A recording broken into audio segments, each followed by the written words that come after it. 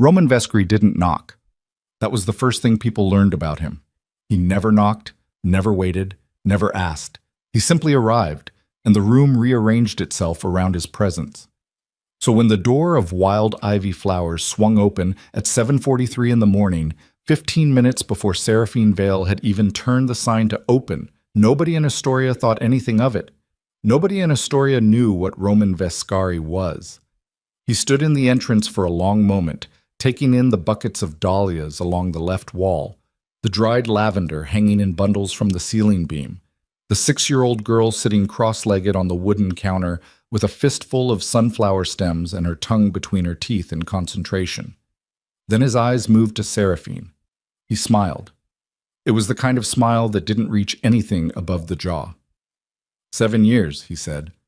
I have to say, flowers suit you. The scissors in Seraphine's hand went still. Leora looked up from the sunflowers. We're not open yet. I know, Roman said, not looking at the child. I'm not here to buy flowers. If you've ever had a moment where your entire body understood something before your mind caught up, where the air changed temperature and your lungs forgot their rhythm before a single word was spoken, then you already know what happened inside Seraphine Vale in that instant. Her hands did not shake. She had trained them not to, but the scissors lowered to the counter with a sound like a period at the end of a very long sentence. Leora, she said. Quiet. Steady. Go water the roses in the back room. I already watered them. Water them again. The girl read something in her mother's voice that she couldn't have named at 6 years old, but would remember clearly at 30. She slid off the counter without arguing, clutching 3 sunflower stems to her chest like a bouquet for someone she hadn't met yet, and disappeared through the back curtain. Roman watched her go. She has his eyes, he said. That's unfortunate. For you. Seraphine's fingers found the edge of the counter. How did you find me?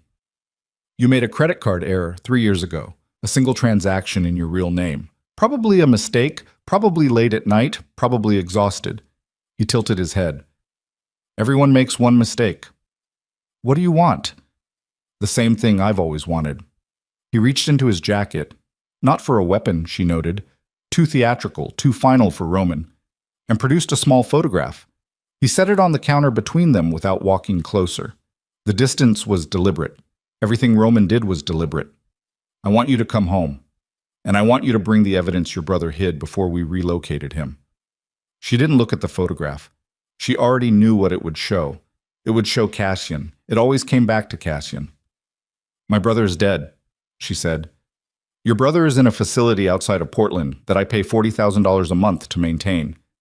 He said it the way someone mentions a utility bill. He's been there for 6 years. He's in reasonable health, all things considered. He reads, apparently. History books. Roman paused. He doesn't know you're alive. I thought it was kinder. The counter edge cut into Seraphine's palm. You have 48 hours, Roman said. After that, I stopped being kind. He left without touching anything. The bell above the door rang once, small and ridiculous, the way it did when any customer entered or exited. And then the shop was silent except for the sound of water running in the back room and a 6-year-old humming something tuneless to herself among the roses. If you're watching this from wherever you are in the world, if this story already has its hand around your throat, hit that like button right now and drop your city in the comments. I want to see how far this has traveled. Subscribe if you haven't, because what comes next is the part nobody sees coming, and you don't want to be the person who missed it. Wotem. 7 years earlier, Seraphine Vale did not exist. Her name then was Sarah Maddox, and she worked as a logistics coordinator for a shipping company in Seattle that was, on paper, one of the most respected freight operations on the West Coast. Off paper, it moved other things, the kind of things that required 3 sets of books and a very particular understanding between the people who loaded the containers and the people who inspected them. She hadn't known at first.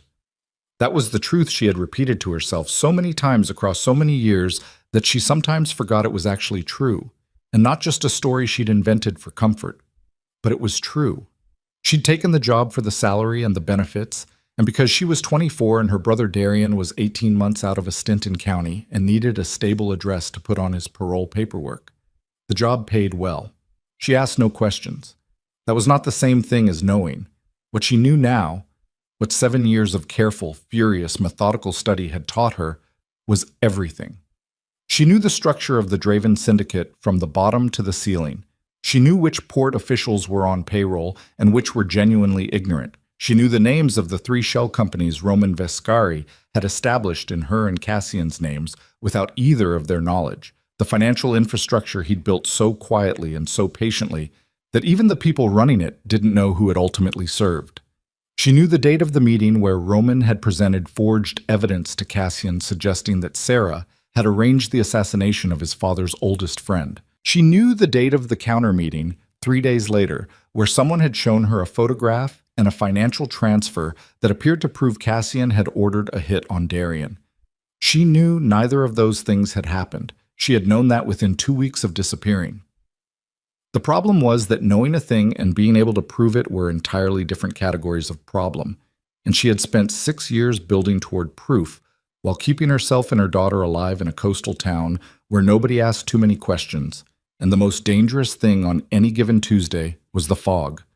She had also spent 6 years not thinking about Cassian Draven. She was not always successful. The morning after Roman's visit, she opened the shop at the usual time because closing it would signal something wrong to people who might be watching, and people were certainly watching. She arranged the Dahlia display in the window. She made Leora's lunch. She called the elementary school and said there might be a family emergency and to expect Leora to be absent starting tomorrow, keeping her voice pleasant and slightly distracted the way mothers sounded when they were managing too many things at once. Then she went into the back office, closed the door, pulled the third-floor tile from the left in the corner of the room, and looked at what she kept there. A phone, prepaid, charged monthly, and never once used. A set of documents in 3 different names. $4,200 in cash and small bills. A photograph of Darian that was 7 years old and showed him at 21, grinning outside a diner, squinting against the sun. A small black notebook with 7 years of documented evidence in handwriting so compressed it looked like a different language. And underneath all of that, wrapped in a cloth that had been her grandmother's and smelled faintly of cedar, a bracelet she had never once put back on her wrist. She did not take the bracelet out. She took the phone, the notebook, and $1,800. She repacked everything else. She replaced the tile. Then she sat on the floor of the back office with her back against the wall and thought, with the precision and detachment she had taught herself, about what Roman's visit actually meant. He hadn't come with men. That was the first thing. Roman Vescari, who could have sent 6 people with guns and been done with this in 20 minutes, had come alone, presented a threat, and left. Which meant either he genuinely wanted the evidence above all else and believed the threat would be sufficient to obtain it, or he was running a surveillance operation and the visit was designed to make her move, and moving would reveal something he needed to see, or both. With Roman, it was frequently both. The second thing was Darian. If Roman was telling the truth about her brother being alive, and Roman lied in layers, which meant the base layer was frequently accurate, then there was a facility outside Portland and a man inside it who had been living without knowing his sister was alive for 6 years. The photograph Roman had left on the counter showed what appeared to be a current image of Darian, heavier than she remembered, reading at a table. The lighting was institutional. His hair had threads of gray. She had wept once in the back office, alone, and allowed herself 90 seconds of it. Then she stopped. The third thing was the timeline. 48 hours. Roman had said 48 hours, which meant he was operating under external pressure, which meant something had changed in the structure above him, and the most likely explanation for that was the front doorbell rang. She was on her feet before the second ring finished. She moved through the curtain into the shop with a clipping shears in her right hand held low along her thigh, angled for use rather than display, and she stopped. The man standing inside the door was not Roman Vescari. He was taller than she remembered, though she would have said that was impossible because she had remembered every physical detail of him with the particular cruelty of a memory that would rather hurt you than let you forget. His hair was darker, shorter. There was a scar above his left eyebrow that hadn't been there before. He was wearing a gray jacket over a dark shirt, and he looked completely, utterly wrong standing among her flowers. Too large, too still, the kind of stillness that wasn't calm but was control. the way a fault line is still right up until it isn't. Cassian Draven was looking at a bucket of white ranunculus with an expression she couldn't immediately read, and then he looked up and saw her, and the expression became something she had no name for. Neither of them spoke for 4 full seconds. "I heard this was the best flower shop in Astoria," he said. "It's the only flower shop in Astoria." "That tracks." He hadn't moved from the door. She hadn't moved from the curtain. The shears were still in her hand, and he had very clearly registered them and had not reacted, which told her that he'd come alone and that he was trying extremely hard to not make this into a thing it couldn't recover from. "How long?" she said. "Since yesterday." A pause. "The juice box was in the recycling bin outside. I needed a lab to confirm." The shears lowered an inch. Not deliberately. Her hand simply did it. "Leora is not," she started. "I know how old she is." His voice was flat, not angry. Something that had gone past anger into a place that was quieter and more difficult to address. "I can do arithmetic." "Cassian, I'm not here about that." He said it like a door being closed. "I'm here because Roman Vescari was in this town yesterday morning, which means I was 40 minutes behind him, which means whatever he told you, whatever he asked for, whatever deadline he put on it, you need to tell me now." She stared at him. "You've been tracking Roman," she said, "for 8 months. Why?" The word came out with more weight than she intended. He heard it. He looked at her for a long moment. At the shop, at the flowers, at the back curtain through which a 6-year-old was presumably still tending roses. And some piece of his careful composure shifted, not enough to break, but enough to show the fault underneath. "Because 6 months ago I found a record that shouldn't have existed," he said. "A transfer from an account I didn't open, in a name I don't use, for a contract I never issued." He paused. "It was dated 4 days before Marcus Hale died. Marcus was my father's oldest friend. He was also the closest thing I ever had to an uncle." She knew this. She had known this for years, but knowing it intellectually, from the outside, in the language of documentation and evidence, was an entirely different thing from hearing Cassian say Marcus Hale's name in a flower shop in Oregon. "The account was traced," he continued. "It took 8 months and 3 people who no longer work for me because they asked too many questions. It traced back to Roman.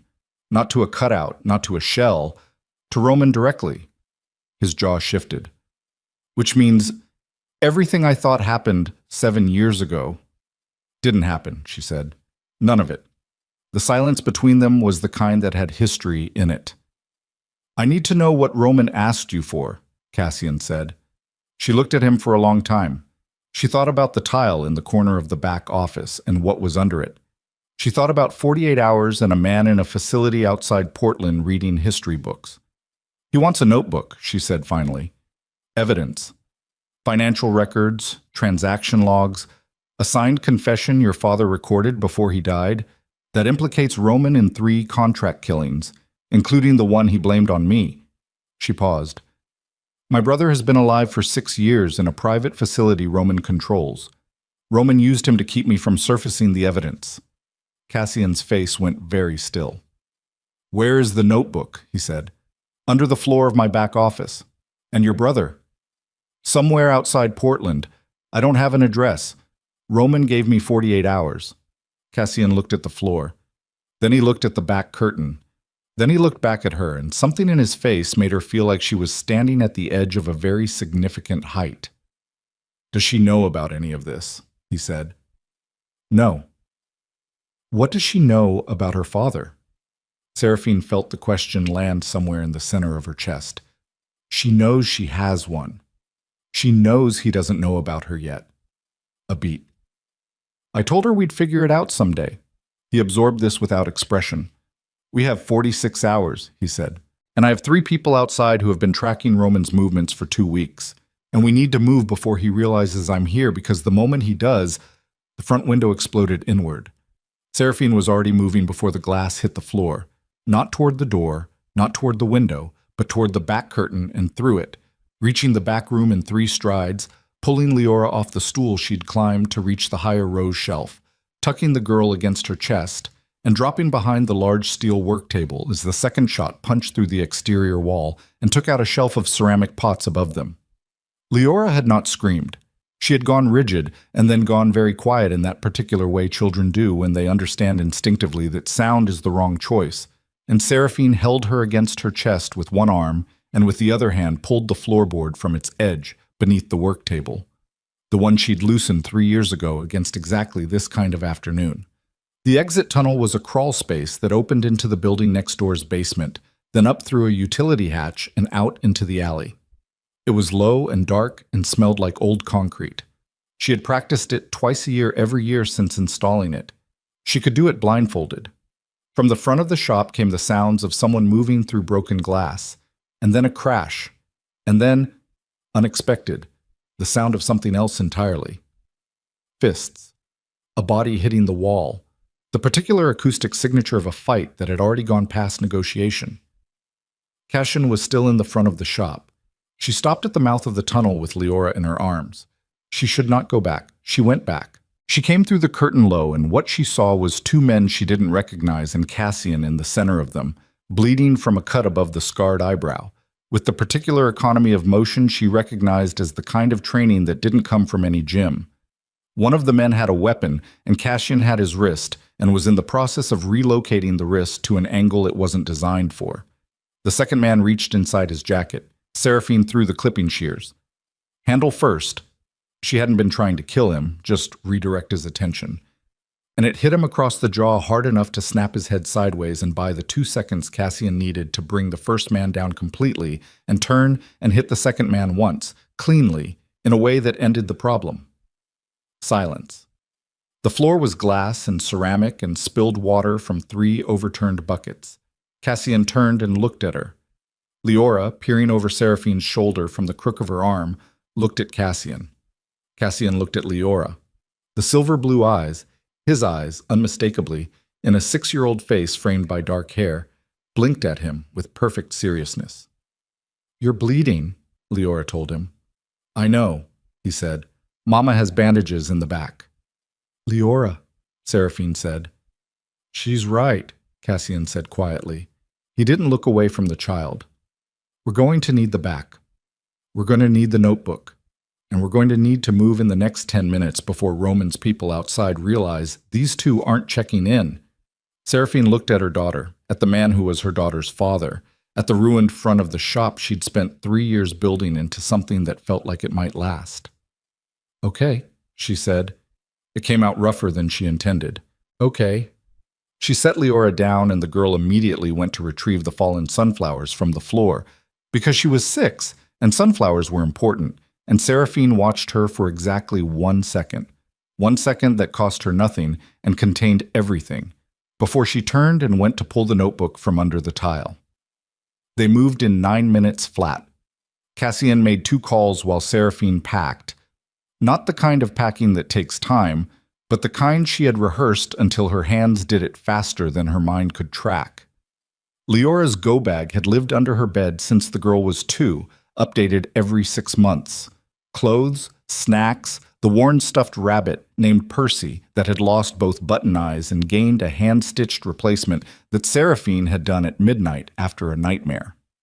While Leora retrieved Percy with the gravity of someone completing a critical mission, Seraphine pulled the floorboard notebook, the prepaid phone, the cash, and the documents. She did not take the bracelet. She almost did. Her hand rested on the cedar cloth for 3 full seconds. Then she replaced the tile and stood up.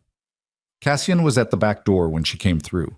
He'd torn a strip from a dish towel and pressed it above his eyebrow, which had stopped bleeding but would need closing properly sometime in the next few hours. He'd dragged the 2 unconscious men into the storage room and propped the broken front door back into its frame. It wouldn't fool anyone up close. It might fool a street-level camera for another 15 minutes. "Car's 2 blocks north," he said. "Gray SUV, my people. We move on foot, normal pace, Leora in the middle." "She doesn't know who you are," Seraphine said quietly. "I know." "Don't? I'm not going to do anything." His voice was even, but there was something underneath it, something pressurized. "I understand the situation. Let's go." They went. The walk was 2 blocks and took 4 minutes, and it was the strangest 4 minutes Seraphine had experienced in 7 years of strange minutes, moving through the ordinary morning foot traffic of Astoria. A woman with a stroller, 2 teenagers with coffee, a man walking a dog who nearly tripped on his own leash, with a 6-year-old between them holding Percy by one ear and asking Cassian what happened to his face. "I walked into something," he said. "What kind of something?" "The sharp kind." Leora considered this with the seriousness of a judge. "You should look where you're going." "I'm working on it." They reached the SUV. A man got out of the passenger seat, mid-40s, built wide, hair cut short enough to show a scar running from his left ear to the base of his jaw. He looked at Seraphine the way people look at things they didn't expect to find. Not hostile, recalibrating. "This is Pell," Cassian said. "He's been with me for 3 years. 4, Pell said, without any particular emphasis. 4. He knows what Roman is. A pause that carried weight. He doesn't know the rest. Yet. Pell held the back door open and Seraphine put Leora in first and climbed in after, and Cassian came around to the other side, and the SUV pulled into traffic, and wild ivy flowers disappeared in the side mirror behind them, the hand-painted sign and the window display, and the 7 years of careful, ordinary life folding away like something in a dream that loses resolution as you wake. Leora fell asleep inside 12 minutes. She simply ran out of adrenaline and tipped sideways against Seraphine's arm the way children do, completely and without negotiation, the stuffed rabbit crushed to her chest. Cassian watched it happen from the other side of the back seat. He looked away before Seraphine could read his face. She read it anyway. They drove north. The road climbed away from the coast and the morning fog stayed below them, pressing against the tree line. Nobody spoke for almost 20 minutes, which was fine, because everything they needed to say was too large for a moving vehicle with a sleeping child in it. Pell drove. The other man in the front passenger seat, who Cassian had not introduced, stared at his phone. "Safe house is 40 minutes, Cassian said finally, quietly. "Former fish processing plant outside Warrenton. I bought it through a front 18 months ago. Roman doesn't have the paper trail." "Roman has most of the paper trails," Seraphine said. "Not this one. The shell company is 3 layers deep and the final entity is registered in a name he'd have no reason to cross-reference." "What name?" A pause. "Maddox Holdings." She turned and looked at him. He was looking out his window. "I kept tabs," he said, "after the first year. I didn't know where you were, but I had your name and I built infrastructure under it because—" He stopped. "It doesn't matter why." "Tell me anyway." He turned then and looked at her directly, and the morning light was unkind in the way it showed everything. "Because I didn't believe it," he said. "Not completely. Not after the first year. There were things that didn't hold together, and I spent 12 months ignoring them, and then I stopped ignoring them, and by then you were gone, and I had no thread to pull." His voice was even. "The company was the only thing I could do that felt like something. I don't know." Seraphine looked at her sleeping daughter. "I built a tunnel out of the back of the shop," she said. "I know, I found it. I trained with exit strategies twice a year." "I noticed." "I hated you for 6 years," she said. "Not with heat, just accurately." "I know," he said. "And then I stopped, which was worse." He didn't answer that. The safe house was a low, wide structure set back from the road behind a tree line, the kind of building that had been functional once and gone gray and angular and unremarkable. The inside was better than the outside. Cassian's people had clearly been operating out of it for some time. There were tables with laptops and maps and printed photographs pinned to a corkboard that took up most of one wall. A coffee maker. Cots in the side room. Someone had stocked the refrigerator with food that included, incongruously, a box of apple juice boxes, the kind with the cartoon fish on them. Leora woke up when the car stopped, looked at the fish box apple juice with pure, uncomplicated joy, and decided the place was acceptable. Seraphine settled her at the far end of the table with juice and crackers, and Percy and the drawing supplies she'd packed in the go bag, always in the go bag, always. And then she walked to the corkboard and looked at it. 8 months of Roman's movements, transaction records, Photographs taken at distance, the grain of long lens work. 3 names she recognized and 6 she didn't. A timeline that started 8 months ago when Cassian had found the transfer record and moved forward in careful increments to the present day. And there, in the bottom right corner, a photograph she had not expected. Her own shop, taken from the street. The angle suggested the bench across from the flower display, which meant it had been taken at sitting height, which meant he'd sent someone to sit on that bench and photograph wild ivy. The date stamp in the corner was 11 weeks ago. "You had surveillance on my shop for 11 weeks, she said. Not a question. "I had surveillance on Roman's surveillance on your shop," Cassian said, coming up beside her. "He's had eyes on you for 4 months. I didn't know you were there until I saw his man watching." She turned to face him. "You've known I was here for 11 weeks. "Yes." "And you came yesterday." "Yes." She let the silence hold that for a moment. "Why yesterday, and not the day you found out?" He reached past her and unpinned a photograph. A man she didn't recognize, broad-shouldered, photographed entering a building in what looked like downtown Portland. Because 10 days ago, Roman met with this man, Gregor Fain. He runs enforcement for 3 West Coast families that aren't ours. That meeting is what made Roman move up his timeline and come to you directly. He set the photograph down. If Fain is backing Roman, he's not just trying to take my position. He's trying to restructure everything, and he needs the notebook to remove the last pieces that could be used against him legally, which means he needs it before those families formally commit. A pause. Which is what the 48 hours is actually about. Seraphine took that in. "You let him go to me first," she said slowly. "Yesterday. You were 40 minutes behind him. You could have intercepted him on the road." "Yes." "You let him deliver the threat and leave so you could watch what he did after." "Yes." "And what did he do after?" "He made a call on a secure line to Fain, 30 seconds. Then he got on the road back to Portland." "You have his secure line." "I have one of his secure lines." A pause. "He has others I don't have yet." She looked at him. "That's why you need the notebook. The records in it would give you the other lines." Among other things, Seraphine walked away from the corkboard. She stood in the middle of the room and pressed her fingertips against her temples and breathed, counted the breaths, 3 in, 3 out, the way she'd taught herself in the first year. And then she turned around. "My brother," she said, "tell me you have something on the facility." "I have a name, Hargrove Recovery, registered as a private rehabilitation center. Address is 31 miles outside Portland, off 26. It's real. It operates as an actual facility, which is how Roman keeps it off the radar because there are legitimate patients there. How many people does Roman have inside? Based on transaction records, he has 2 people on payroll there. Not orderlies, administrative positions, which means access without visibility. Darian doesn't know he can leave, she said, or he's been told things that make him believe he can't. Cassian's voice was careful. We don't know his psychological state. 6 years in any kind of institutional setting. He's my brother, she said. I know his psychological state. She said it too sharply, and it landed in the room wrong. Pell, who had been standing near the coffee maker, looked at his hands. The unnamed man in the passenger seat suddenly needed to be in a different part of the building and found his way there. Cassian didn't flinch. Okay, he said quietly. Tell me. She hadn't expected that. She'd expected him to push back or redirect or wait her out. The question sat in the air between them, and she found unexpectedly that she wanted to answer it. He's stubborn, she said.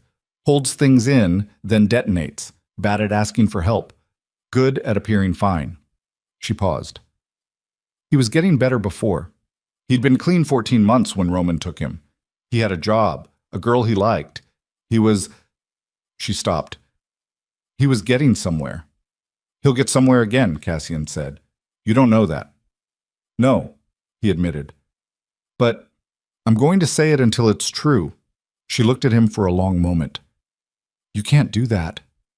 I'm aware it's a character flaw. Pell appeared from somewhere with 2 mugs of coffee. He set them on the table near the corkboard with the air of a man completing a diplomatic mission and removed himself again. Seraphine sat down. Cassian sat across from her. At the far end of the table, Leora had begun drawing what appeared to be a detailed portrait of Percy and was narrating his backstory under her breath. "The notebook," Cassian said. "Walk me through what's in it." She pulled it from her jacket. It was small, dark green, held shut with a rubber band that had been replaced 3 times over 7 years. She set it on the table, but kept her fingers on the cover. "Transaction records," she said. 63 entries linking Roman to accounts that predate his official position with the syndicate by 4 years. That's the financial history of his actual operation versus the one he presented. She turned the cover. 3 contract records in his own handwriting. He was meticulous, which was always his worst quality. He wrote everything down and then convinced himself the records were secure. These cover the Hale contract, the Breslin contract, and a third I only identified 18 months ago. "What's the third?" She looked at him. "Your father's driver. The one who died in the accident 2 years before your father took ill." A pause. It wasn't an accident. Something moved through Cassian's face and then went very still. "Roman needed your father slowed down and isolated," Seraphine said. "The driver was his link to 3 people in law enforcement who were working a quiet investigation. With the driver gone, that investigation lost its source and went cold." She kept her voice even. "It cost something. The accident took out the investigation and separated your father from the people who might have warned him. After that, Roman spent 18 months moving pieces into position." "My father trusted him for 12 years, Cassian said. "I know. He was at our table every major holiday." "I know." Cassian stood up. He walked to the far wall and stood there with his back to the room and his hands at his sides, and Seraphine watched the line of his shoulders and did not say anything because there was nothing to say that would cost less than silence. After a moment, he turned around. His face was arranged. "What's the last item in the notebook?" he said. "A recording." She flipped to the back page where a small envelope had been taped to the inside cover. Inside the envelope, a micro SD card in a protective case. "Your father made it 14 months before he died. He'd started to suspect something. Not the full picture, but enough that he wanted a record. He named Roman specifically, 3 counts of contract killing, 1 count of financial fraud structured to implicate his own son." She set the card on the table. "He didn't know about me or Darian, but he knew Roman was building something, and he was afraid he wouldn't be believed." Cassian sat back down heavily. "Where did you get this?" he said. "Darian. He found it in a safety deposit box your father maintained under a name your father used in his early 20s. Yeah, before the syndicate, before everything. Darian was doing a job for me, tracking legacy accounts, and he found it 3 weeks before Roman took him." She paused. "Roman figured out Darian had it. That's why he took him instead of killing him. He needed to know if copies existed." "Do they?" 2. One with an attorney in Portland under sealed instructions. One. She stopped. Cassian looked at her steadily, waiting. "One I sent to a federal investigator 14 months ago," she said. "Encrypted, no return information. They have it, but they can't use it without the originals and corroborating testimony." A beat. "Which is why Roman needs the notebook destroyed and needs me and Darian and the attorney dealt with before that investigator gets enough to move formally." The weight of that settled over the room. "He's not trying to delay," Cassian said. "He's trying to close every door before they can be opened." "Yes, the 48 hours isn't a negotiation window. It's a demolition schedule." "Yes." Pell appeared in the doorway. He had a phone in his hand and his face had done something new. Not alarmed exactly, but tightened. "We have a problem," he said. "Define problem," Cassian said. "Hargrove recovery." Pell looked at his phone, then at Cassian. "I had someone watching the facility since we got here. 20 minutes ago, 2 vehicles arrived. Not staff vehicles, wrong plates. They went in and they haven't come out." He paused. "Roman's moved up his timeline." Seraphine was on her feet before he finished the sentence.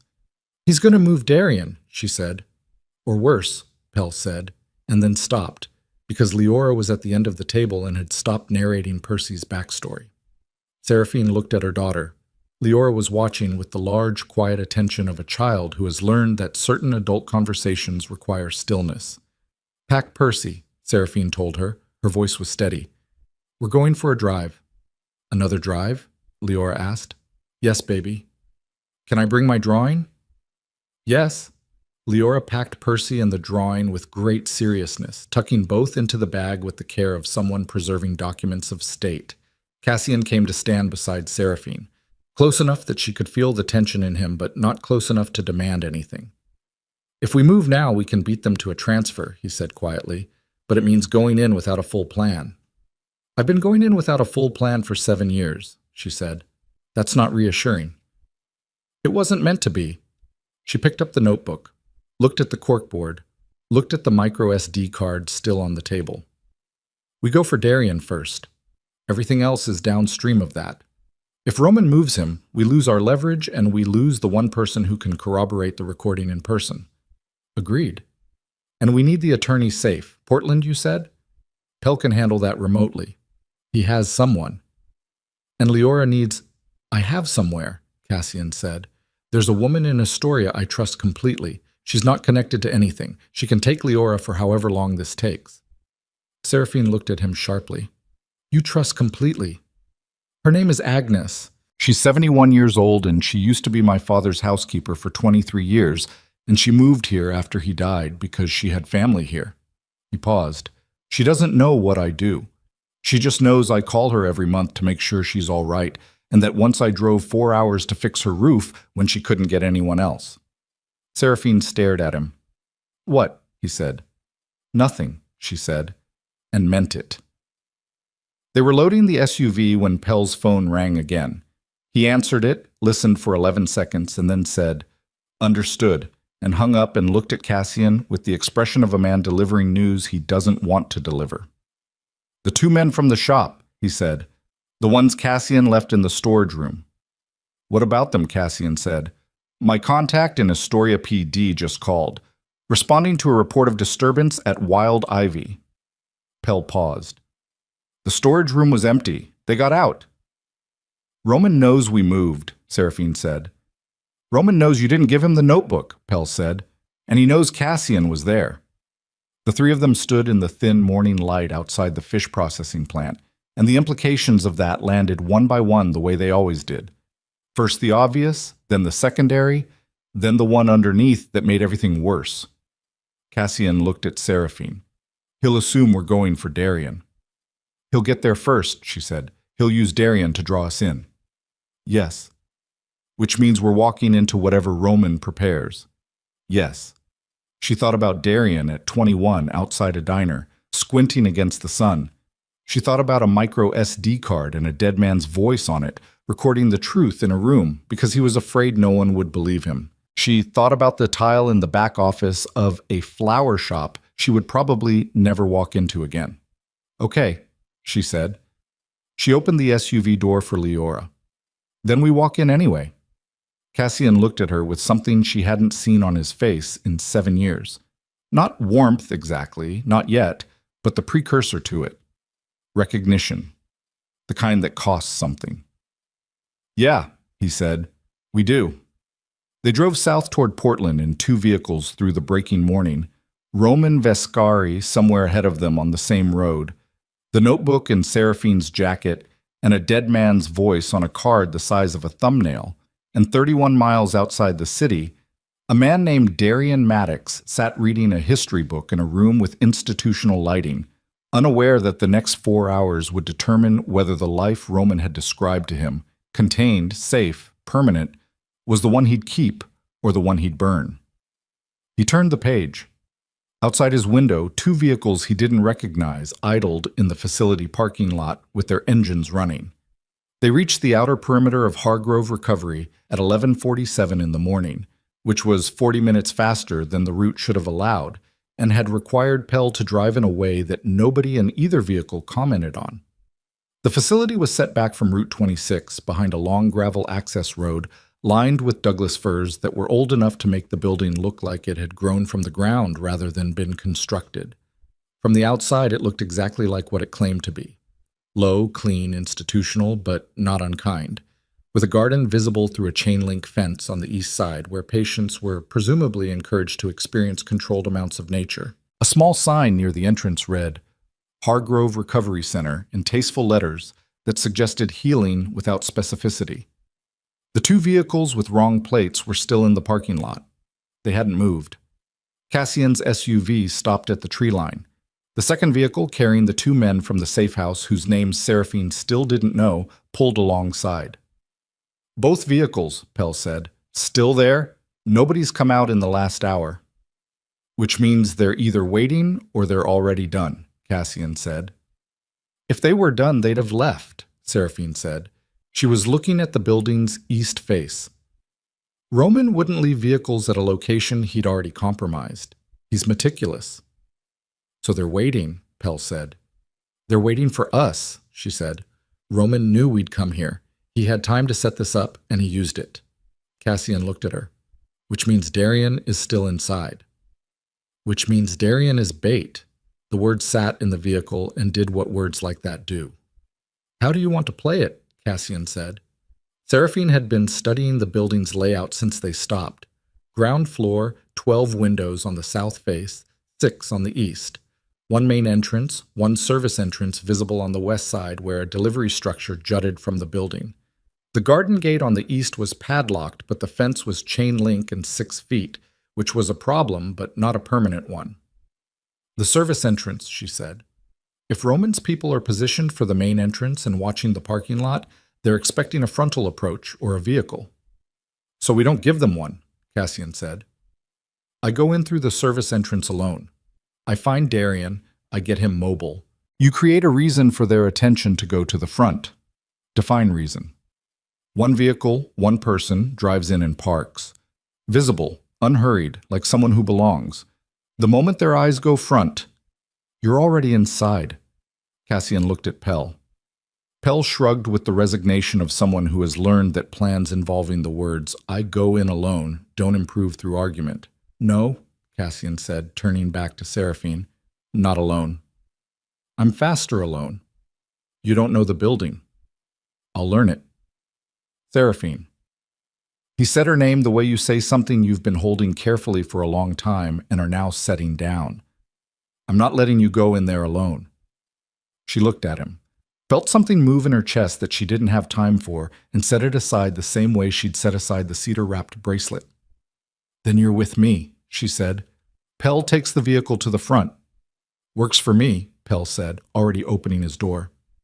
"Take Chen," Cassian said, and the unnamed man from the passenger seat of the second vehicle apparently had a name and responded to it by appearing at the window with the expression of someone who expected to be asked to do something inadvisable. "Front entrance. Walk in as if you have an appointment. Stall. Ask for the director, ask about admissions, ask for a glass of water. I don't care. 60 seconds is all we need." Chen nodded, looked at Pell. They moved. Cassian and Seraphine went east on foot through the tree line, staying parallel to the fence. The ground was wet and soft and quiet underfoot, which was good. The Douglas firs were dense enough that the parking lot wasn't visible from where they moved, which meant the reverse was also true. They reached the service entrance from the north side, a metal door set into a loading dock structure, currently closed but not padlocked. Cassian tried it. It opened without resistance. "Too easy," Seraphine said. "Yes," he said. "I know." They went in anyway. The service corridor was narrow, fluorescent lit, smelling of industrial cleaning solution and something underneath it, cooked food, old building, the particular closed air quality of a place where the windows don't open. Supply carts lined the left wall, a laundry room on the right, machines running, nobody inside. Ahead, the corridor branched. Seraphine pulled out the facility layout she'd photographed from a county records database at the safe house. Not official, but a building permit filing from 6 years ago that showed the basic floor plan. She oriented it. Patient rooms are east wing, second floor. Stairs should be 30 meters ahead, left branch.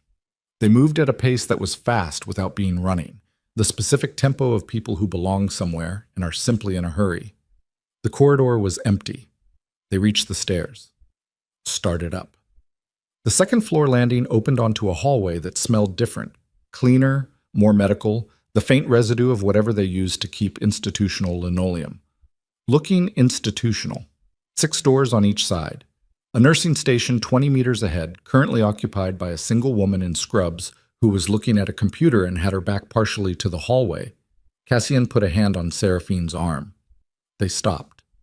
The nursing station was between them and the east end of the hall, where, according to the permit filing, the rooms with the longest occupancy were located. Darian would be in one of those. Probably one of the last three on the right, which had the smallest windows and the most distance from the stairwell. The rooms you put someone in when you wanted them to feel that departure was a theoretical concept.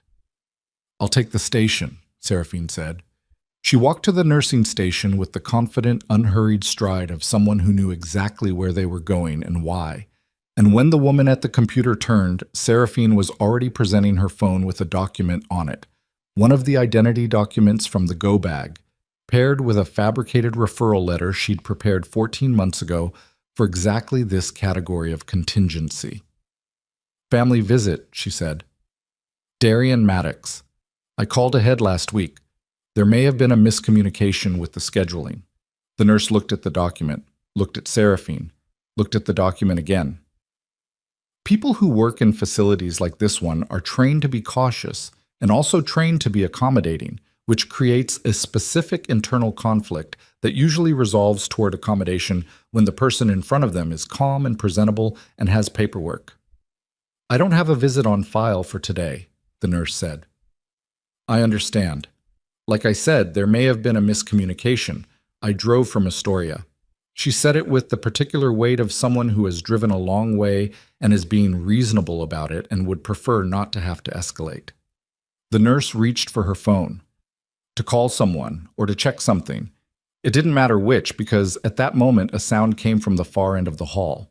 Not loud, not dramatic. A thump, and then another, and then a voice. Male, controlled, the voice of someone giving an instruction they expected to be followed. That came through the door of the last room on the right. The nurse turned toward the sound. Seraphine moved around the station. She was at the last door in 4 strides and opened it without knocking and took in the room in the first half second the way she'd trained herself to take in rooms. 2 men standing, one near the window, one near the bed. A third figure sitting on the bed with his hands in his lap and his shoulders set in the particular posture of someone who has decided not to give whoever is in the room the satisfaction of watching them flinch. Darian Maddox looked up. He had gray in his hair, more than the photograph had shown. His face was fuller, older, carrying 6 years in the lines around his mouth and eyes. But his expression when he saw her, the thing that happened in the first instant before he could arrange his face into something controlled, was something she would spend years trying to find language for and never quite manage. "Sarah," he said. "It came out wrong. Too small." The man by the window moved first. He moved toward her, and Cassian came through the door behind her and intersected him before he completed the motion.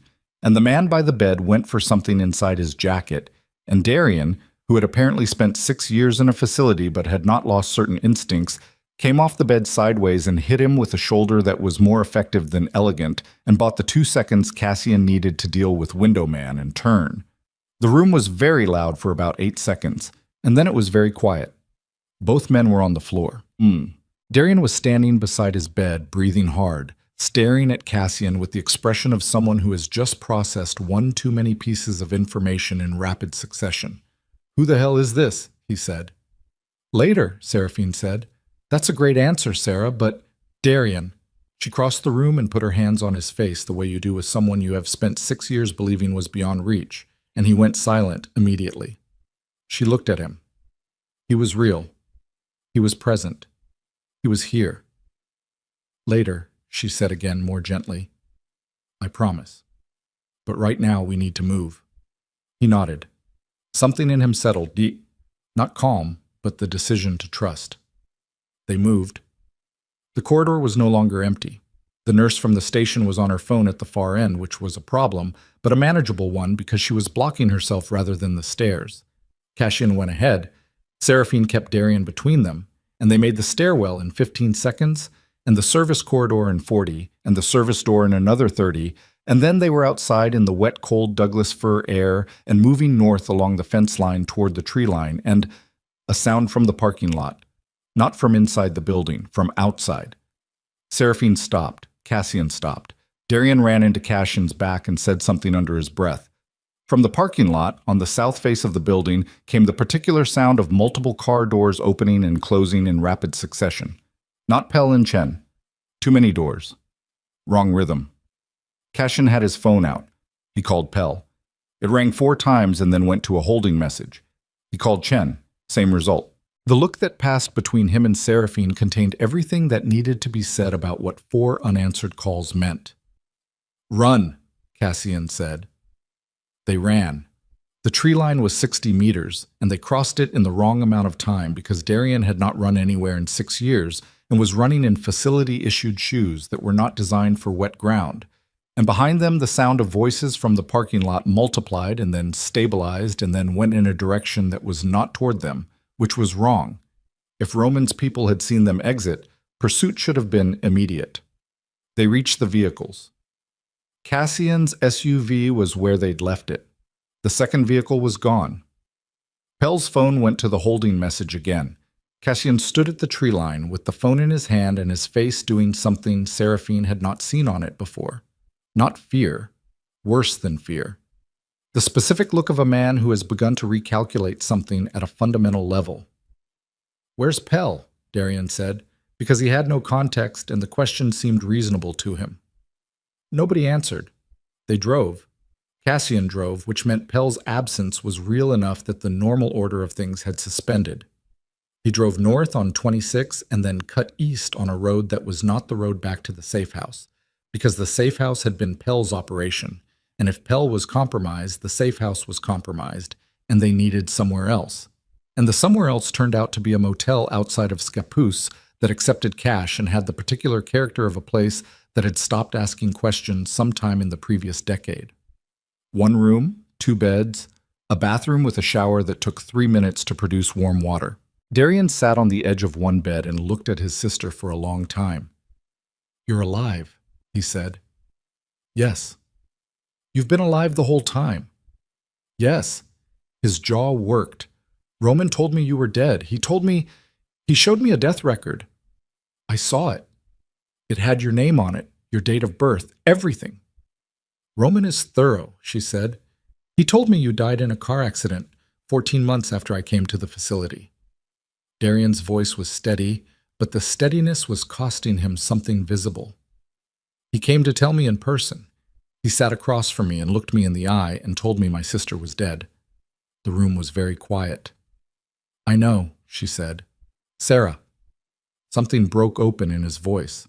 Not all the way, just a crack. "I stopped trying to leave because of that. I stopped asking questions. I thought there was nothing to go back to." She sat beside him on the bed and put her hand over his and didn't say anything because there was nothing to say that would address 6 years, that would give them back, that would undo the version of events Roman had maintained with such precision across such a long time. Darian looked at Cassian, who was standing near the window with his arms crossed and his eyes on the parking lot. "Who is he?" "Cassian Draven," she said. A silence. A different quality of silence. "The same Cassian Draven," Darian said carefully. "Yes."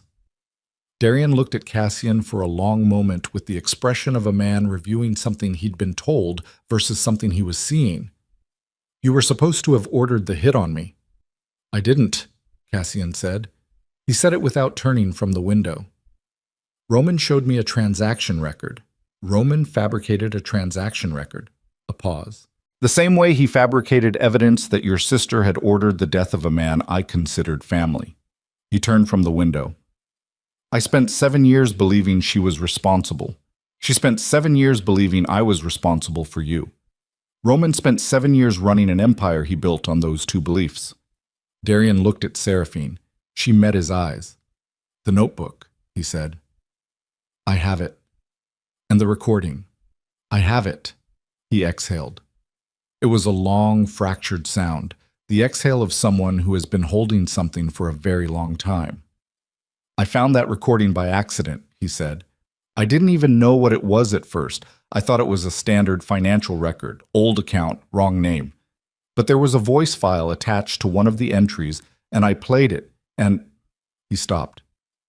The man on that recording, he sounded afraid, not afraid for himself, afraid that no one would believe him. No one did, Cassian said quietly. Not while he was alive. He was your father. Yes. Darian absorbed that. I'm sorry, he said, and meant it. Cassian looked at him for a moment and then nodded once, the kind of nod that closes a door gently. Seraphine's phone, the prepaid, buzzed. She looked at it. Unknown number. She answered. You move fast, Roman Vescari said. I'll give you that. Her entire body went cold and then very still.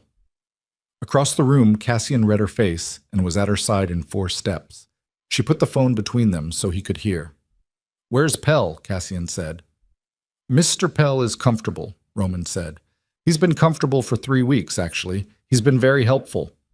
The thing that happened to Cassian's face in that moment was not something Seraphine could describe in language that would do it justice. It was the specific devastation of a man discovering that something he believed was solid ground had been hollow the entire time he'd been standing on it. 4 years. He'd said 4 years. He's been feeding you our movements, Cassian said. His voice was completely flat. Since before you found the transfer record, Roman said.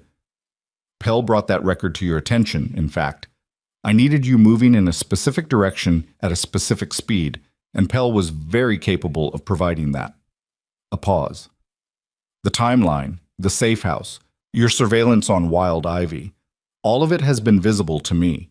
You built an 8-month investigation with a structural flaw at its foundation, and everything you built sits on top of that flaw. Seraphine thought about the corkboard, the photographs. The 8 months of documentation that Pell had been present for, had contributed to, had helped shape into a narrative that pointed exactly where Roman needed it to point. What do you want? She said. What I've always wanted. The notebook, the recording, and the attorney in Portland. Deliver those 3 things to the address I'm about to send you, and your brother goes home, Cassian's former bodyguard is released, and we all agree that the Draven Syndicate is now structured differently than it was this morning. A pause. Refuse. And I send the conversation I've been having with a federal contact for the past week, the one that implicates Cassian in 6 active criminal operations using documentation Pell has provided, to 3 separate news outlets simultaneously. By morning, Cassian is not a problem I need to manage. He's a problem the federal government manages for me. Seraphine looked at Cassian. Cassian was looking at the wall. 6 hours, Roman said. Same address. The line went dead. The motel room was silent except for the shower and the bathroom cycling down, finished producing its warm water for no one. Darian said, "Tell me what just happened." Neither of them answered immediately. Seraphine was watching Cassian. He hadn't moved.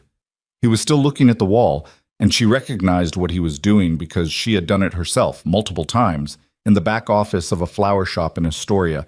She was watching him dismantle something, not emotionally, architecturally, taking apart the structure of 8 months and examining each component through the new lens of knowing that the person who'd helped him build it had been working against him the entire time. Pell was Roman's, Cassian said finally. Yes, she said. Everything I have on Roman, he knows about it. Yes. The attorney, Roman knows about her. He said he did. A muscle worked in Cassian's jaw. Chen. Probably also compromised, or taken. Either way, assume it. He turned from the wall. His face was arranged with the precision of someone who has learned through long practice that if you let the structure of your expression collapse, the structure of your thinking collapses with it, and he could not afford that right now. He's given us 6 hours, Cassian said. As a courtesy, Seraphine said, or as a mechanism. If we use the 6 hours to try to rebuild a plan and execute it, we're operating without assets, without infrastructure, and without the advantage of Roman not knowing our location. She paused. He knows where we are. Then why hasn't he moved? Because he doesn't want us taken. He wants us to deliver. She looked at the prepaid phone. Which tells me something. That he's still afraid of the notebook. That he's afraid of what happens if someone else gets the notebook. He needs us to bring it to him because he can't risk us destroying it or sending it somewhere he can't intercept before he controls the outcome. She set the phone down. He needs us compliant. Not because he can't take us, he can, but because taking us messily creates evidence of exactly the kind of operation the federal investigator is already building a case toward. Darian had been quiet for a long time. He spoke now. "There's something you don't know," he said. They both looked at him. He looked older in the motel light, tired in a way that had nothing to do with the events of the past 2 hours. "When I found the recording," he said carefully, "there was something else in that account. Not the recording, not the transaction history." He looked at his hands. "A name, a contact. Someone your father maintained a private correspondence with outside of syndicate channels. I didn't know what it meant at the time. I wrote it down and kept it because I kept everything that seemed like it might matter." He looked at Cassian. "Does the name Margaret Foss mean anything to you?" Something moved through Cassian's expression, fast, there and then controlled. "Where did you hear that name?" he said. "Your father's account. They exchanged correspondence for 9 years. The last message was dated 2 months before his death. He told her—" Darian paused. "He told her if anything happened to him, she had everything she needed." "Margaret Foss is dead," Cassian said. "She died 4 years ago. She was—" He stopped. Seraphine looked at him. "Who was she?" He was quiet for 3 full seconds. "She was a federal judge," he said. "She presided over organized crime cases for 18 years. She retired 6 years ago for health reasons and died 2 years after that. A beat. My father knew her because she prosecuted a case against the syndicate 20 years ago. He testified in that case, against his own people, under an alias, as part of an agreement that was never fully honored." His voice had gone very flat. "Nobody knew about that testimony. It was sealed. The alias was sealed. Everything about that arrangement was sealed." "Except your father told her he had evidence," Seraphine said. "And a federal judge who's been sitting on a sealed agreement for 20 years. Doesn't stop being a federal judge when she retires," Darian said. "She can designate a successor. She can leave instructions." He reached into the pocket of the facility-issued pants he was still wearing and produced a folded piece of paper. It had been folded so many times the creases were worn nearly through. "I found a copy of their last correspondence," he said. "I memorized it and wrote it down from memory because the original was in the account, and I didn't know if I'd ever get back to it." He held the paper out to Cassian. "She told your father that if the evidence ever surfaced and he couldn't be there to present it, there was a second copy of his testimony. The full version, unredacted, held by her clerk, a man named Aldous Webb. She told your father that Aldous would know what to do." Cassian took the paper, read it. His hands were completely steady. "Aldous Webb," he said. "Does that mean something?" Seraphine asked. He looked up from the paper. "He's not a clerk anymore," Cassian said. "He's been with the Department of Justice for 9 years. A pause. "He's the federal investigator you sent the encrypted copy to 14 months ago." The motel room did something that rooms sometimes do in the moments after a significant piece of information lands. It seemed to hold its breath. The hum of the heating unit and the distant sound of traffic on Route 30 temporarily receding into something like silence. Seraphine's mind moved through it fast. Aldous Webb had the encrypted copy. He had held it without the context to use it for 14 months. He had a sealed record of Cassian's father's testimony, the full version, unredacted, that connected to Roman Vescari in ways that went back 2 decades. What he lacked was the original notebook, the original recording, and a living witness who could corroborate. What he had was the infrastructure of the Department of Justice. "If Webb gets the originals," she said slowly, "and corroborating testimony from Darian, Roman's financial fabrication against me collapses," Cassian said. "The 6 operations Pell documented, every one of those can be traced back to Roman's direction through the notebook records. It doesn't protect me from everything, but it removes the framing and gives Webb enough to move on Roman before the families formally commit to Fane." "We need to reach Webb," she said. "In 6 hours, without Pell, without Chen, without any infrastructure Roman hasn't already seen. And without being taken by whoever Roman has watching this motel." Cassian looked at the window, at the parking lot beyond the curtain, at the door with its inadequate chain lock. "How do you know he has someone watching?" Darian said. "Because he told us to deliver," Seraphine said. If you want someone to deliver, you watch where they are so you know the moment they stop moving toward you. She was already at the window, standing to the side where she could see the lot without being visible from it. Two cars she hadn't seen when they pulled in, one near the entrance, one angled toward the road. East side of the lot, she said. Gray sedan. The man behind the wheel hasn't moved since we got here. Cassian came to look. There's a second one near the road. Yes. So we can't move from this room without being tracked. Not by car. She stepped back from the window. But there's a tree line behind the motel. I saw it when we parked.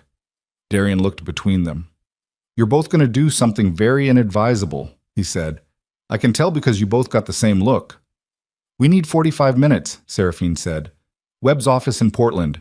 It's 40 minutes from here if the road is clear. You go on foot through a tree line to where? Darian said. There's a gas station 3/4 of a mile north. I saw it on the way in. She looked at Cassian. The car stays.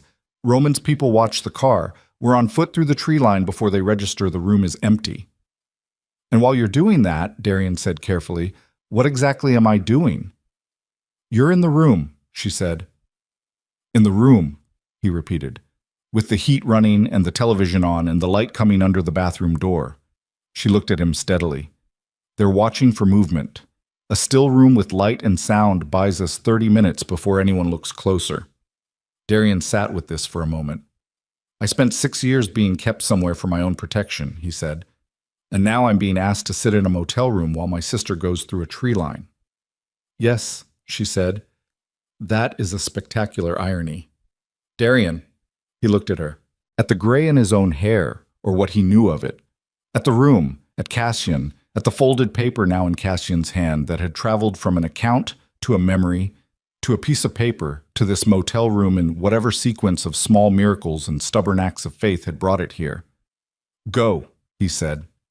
They went through the bathroom window because it faced north, and the north side of the motel backed directly onto the tree line she'd identified, and the drop from the window was 6 feet onto wet ground, and she landed it cleanly and Cassian landed it cleanly, and they moved into the trees without looking back. The cold air coming in off the river, the sound of Route 30 to the west, and the gray sky pressing down through the canopy above them. They moved fast and didn't speak, and the gas station appeared through the trees in 40 minutes exactly, and there was a man behind the counter inside who looked at them with the particular lack of curiosity of someone who has worked a remote gas station for long enough that he has stopped being surprised by what comes out of the trees. Cassian had Webb's number from a contact record he'd maintained separately from Pell's infrastructure. One of the threads he'd pulled in the first months of his investigation before Pell had become the primary operative. He dialed it from Seraphine's prepaid, and it rang twice. Webb, said a voice on the other end. Clipped, professional. My name is Cassian Draven, Cassian said. I have originals of the evidence you received encrypted 14 months ago. I have a living witness who found it and can testify to chain of custody.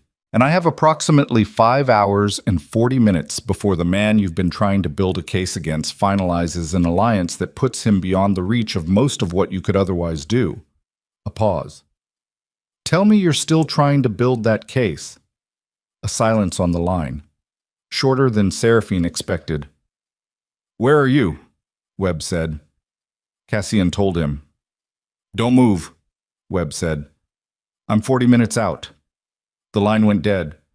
Seraphine stood in the gas station parking lot with the prepaid phone in her hand and the tree line behind her, and somewhere back in a motel room, a man she'd believed was dead for 6 years was watching television with the heat running, and somewhere in Portland, a consigliere named Roman Vescari was counting down hours toward a version of events he believed he had already secured. She thought about the last thing in the notebook she hadn't told Cassian yet. The thing she'd found 18 months ago and had been carrying since, not because she didn't trust him. She hadn't trusted him then, couldn't have, but because it was the piece that could destroy him as easily as it could save him, depending on how the truth landed. She looked at him standing 3 feet from her in the gray light outside a gas station off Route 30, his father's voice on a card in his jacket pocket, everything he'd believed about his own history dismantled to its studs. She thought, he needs to know before Webb arrives. She thought, there's no version of this where it doesn't hurt him. There's one more thing in the notebook, she said. He turned. The night your father died, she said, The attending physician. He filed a standard report. Natural causes, cardiac event, consistent with his existing condition. She held his gaze. Roman paid him. The report was fabricated. Your father didn't die of his heart. Cassian didn't speak for a long time. He stood in the gas station parking lot with the cold coming off the tree line and his hands at his sides and his face doing nothing. That was the thing that was hardest to watch, like not an expression of grief or rage, or the particular crumbling that happens when something load-bearing gives way. Just nothing. The deliberate, costly nothing of a man who has learned that showing the full weight of a thing gives whoever delivered it too much. Seraphine waited. A truck pulled into the lot, filled up, left. The man behind the counter inside didn't look at them. How? Cassian said finally. One word. Digitalis compound introduced over 6 weeks. The attending misread or chose to misread the cardiac markers as consistent with his existing arrhythmia. She kept her voice even. It would have been undetectable without specific testing that nobody ordered because nobody had reason to order it. Roman had managed his medical care for the last 8 months of his life, arranged the specialist, the medication management, all of it through a physician he controlled. He was with him, Cassian said. At the end, he called me. He told me. He stopped. I know. He was in the room. Yes. Something moved through Cassian's jaw. His hands at his sides closed and then opened and then were still. That's everything, he said. Not a question, confirming. That's everything in the notebook. He nodded once, looked at the road, looked at the tree line, looked nowhere particular. Then we give Webb what he needs and we finish this, he said. His voice had a new quality. Not rage, not grief, but the thing that forms on the other side of both of those when there's still a task in front of you, and the task is the only available container for everything you can't yet afford to feel. Yes, she said. All of it. The notebook, the recording, Darian's testimony, the physician's name. We give Webb everything, and we let him move. There's still the problem of Roman's timeline, she said. If Fane commits to him in the next few hours, Webb needs something to move on before that happens, or the window closes, and Roman restructures behind the alliance. Then we don't let the window close. Cassian, Roman is expecting a delivery, he said. He's watching the motel and counting down 6 hours and expecting us to either comply or stall while he finalizes the Fane arrangement. He turned and looked at her directly. What if we give him what he's expecting? She looked at him. You want to walk in? I want to walk into whatever location he sent us, and I want to walk in with a version of the notebook that buys Webb the time he needs to move formally. Roman will want to verify the materials. That verification takes time, and during that time, Webb executes, she said slowly. Webb executes, and Roman is caught between the formal federal action on one side and the evidence going simultaneously to the rival families on the other. He loses Fane's support the moment Fane sees the financial records that prove Roman's been diverting funds from the collective arrangement. A pause. Roman built his power on everyone believing different things about him. The moment they all see the same truth simultaneously, his entire structure collapses before he can manage the narrative, she said. Yes. She thought about it. Thought about the address Roman had presumably sent to the prepaid. Thought about walking into a room Roman controlled with Cassian beside her, and a notebook in her hand, and Webb 40 minutes out. If Webb's timing is off by even 20 minutes, she said, we're inside Roman's location with no exit and no leverage. I know. And if Roman decides verification isn't worth the time, I know. He held her gaze. You don't have to go in. You can stay with Darian, get to Webb, give him what he needs. Don't, she said. I'm serious. So am I. Don't. She looked at the tree line, at the gray sky, at 7 years of contingency plans and exit tunnels and tiles in the floor of a back office, all of it adding up to this parking lot and this choice. I've been building toward this for 7 years. I'm not watching it from somewhere safe. He looked at her for a long moment. Something in his face shifted, that precursor she'd identified earlier, the thing that lived just ahead of warmth, closer now. Okay, he said. Webb arrived in 38 minutes in an unmarked sedan that looked exactly like every unmarked sedan that had ever existed. He was younger than Seraphine had imagined from the idea of him, early 40s, slight, with glasses and a coat that was too thin for the weather, and the expression of a man who has spent 9 years being careful and is currently in the process of deciding to be something else. He looked at Cassian. He looked at Seraphine. He looked at the notebook she held out to him. "I've had the encrypted copy for 14 months, he said. "I couldn't move without originals and without knowing the chain of custody." "You have originals now," she said. "And you have Darian Maddox, who found the recording in your predecessor's legacy account and can testify to every step of that discovery." She paused. "He's 3/4 of a mile south. He needs to be moved before Roman surveillance on the motel understands that the room is empty." Webb made a call. 2 minutes. He hung up. "Team is en route to the motel. Your brother will be in federal protective custody within 15 minutes. She exhaled. "The notebook," Webb said, opening it. He looked at the entries, the micro SD card in its envelope. His expression was the controlled expression of someone who has trained themselves not to show how significant a thing is until they've verified it, but something leaked through at the edges. "This is the physician's name." "He's still practicing," Seraphine said. "Portland. The documentation of the payment is on page 31. Webb looked at page 31. "I need 2 hours," he said. "Roman's deadline is 6, Cassian said. "We're going to walk in at the 5-hour mark. That gives you 1 hour of active operation before we're inside, and 1 hour of parallel pressure while we're keeping Roman occupied with verification." Webb looked at Cassian with the expression of someone evaluating a proposal that is inadvisable and also the best available option. "You understand that walking into that location makes you a witness in an active federal investigation." "I understand that," Cassian said, "which means everything that happens inside that location is subject to—" "I understand what it means." A pause. "Do you have enough to move on Fane?" "If the financial records in here show the diversion, I think they show. Yes." Fane's arrangement with Roman becomes a liability for him the moment this surfaces. He'll distance himself before the ink dries. Webb closed the notebook. 2 hours. Don't go in early. "We won't," Seraphine said. Webb left. They stood in the parking lot for a moment and then went inside the gas station and bought coffee that was terrible and drank it anyway because there was nothing else available, and they had 5 hours to move through before the end of everything. The address Roman had sent led them south, back toward Portland, off the main road, through an industrial district that ran along the river where the buildings were large and functional and the kind of old that comes from being used hard for decades. Warehouses, fabrication plants, a marine supply operation that had clearly been closed for years. At the end of the river road, set apart from the others by a chain-link perimeter and 2 working floodlights on tall poles, was a structure that had been a shipyard once and now was whatever Roman Viscari needed it to be. They drove past it once without stopping. 3 vehicles inside the perimeter, Cassian said. 2 men visible near the main entrance. At least 2 more positions in the upper structure, but you can see the sight lines from the roof line on the east side. "He brought people," Seraphine said. "He brought enough people to make a point.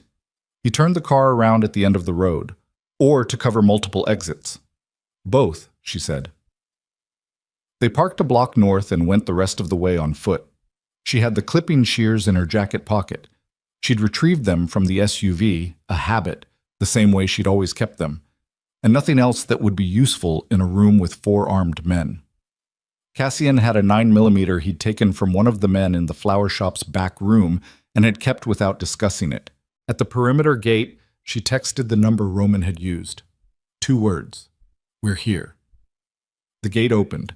The 2 men at the entrance moved them through a scanner, efficient, professional, not rough, and removed Cassian's 9mm without comment and let them keep everything else, which told her Roman's people had missed the shears and also that Roman wanted this meeting to feel like a transaction rather than a capture.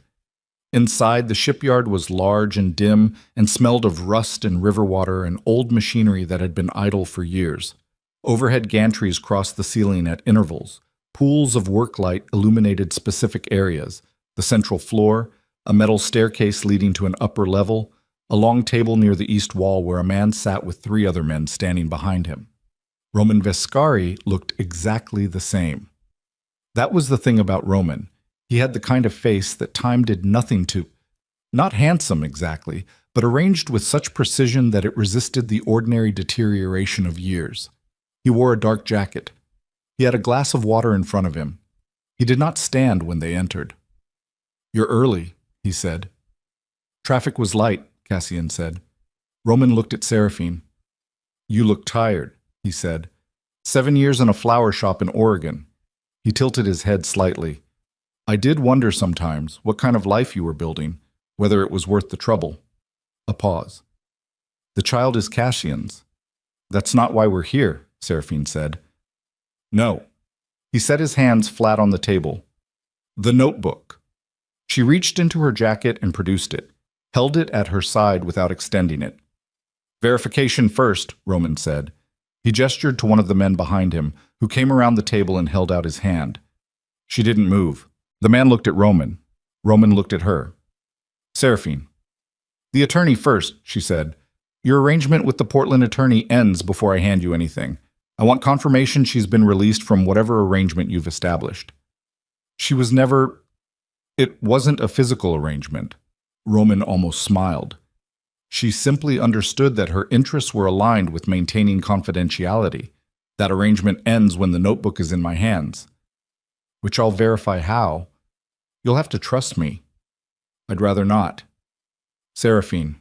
His voice sharpened by a fraction. "I've honored every arrangement I've ever made. You know that. It was always my best quality." "Your best quality is making people believe you're reasonable until you're not."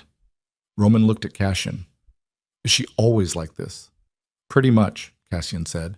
"The attorney," Seraphine said. Roman made a brief gesture to one of the standing men, who pulled out a phone, made a call of 8 seconds, and nodded. "Done," Roman said. "The notebook." She walked to the table and set it down. Roman opened it.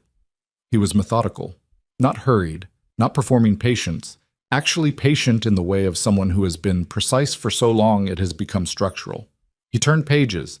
He checked entries. He produced a phone and photographed the micro SD card before removing it from its envelope and pocketing it. He read page 31 slowly. 8 minutes. She counted. Then he closed the notebook and looked up. "Where's the copy?" he said. She met his eyes. "What copy?" "The encrypted file." He set his hands flat again. 14 months ago, a federal investigator named Aldous Webb received an encrypted file. I know this because Pell identified the transmission 6 weeks after it was sent, and I've been managing it since. He looked at her steadily. "Where's the second copy of the recording?" Seraphine felt the cold move through her, not panic, the specific cold of realizing the plan has been seen. "There is no second copy," she said. "You sent it to Webb." "I sent a decoy file to cover an internet search I was running. It registered as an outbound transmission, but it wasn't—" "Seraphine." Roman's voice was very quiet. "I have Pell's full analysis of the transmission. I know what it contained. I know Webb has had it for 14 months and hasn't been able to act on it without the originals." He paused. "Which means you just walked in here and handed me the originals while Webb is out there with an encrypted copy that he now can't use because the originals are in my possession." He tilted his head. "Did you think I didn't know about Webb?" The room was very quiet. Cassian's voice came from her left, steady. "How long have you known?" "About Webb? 4 months. About the transmission? 14. Roman picked up the notebook. "You came here to buy him time. That was the arrangement. Walk in, run verification slow, give Webb a window to move formally." He almost smiled.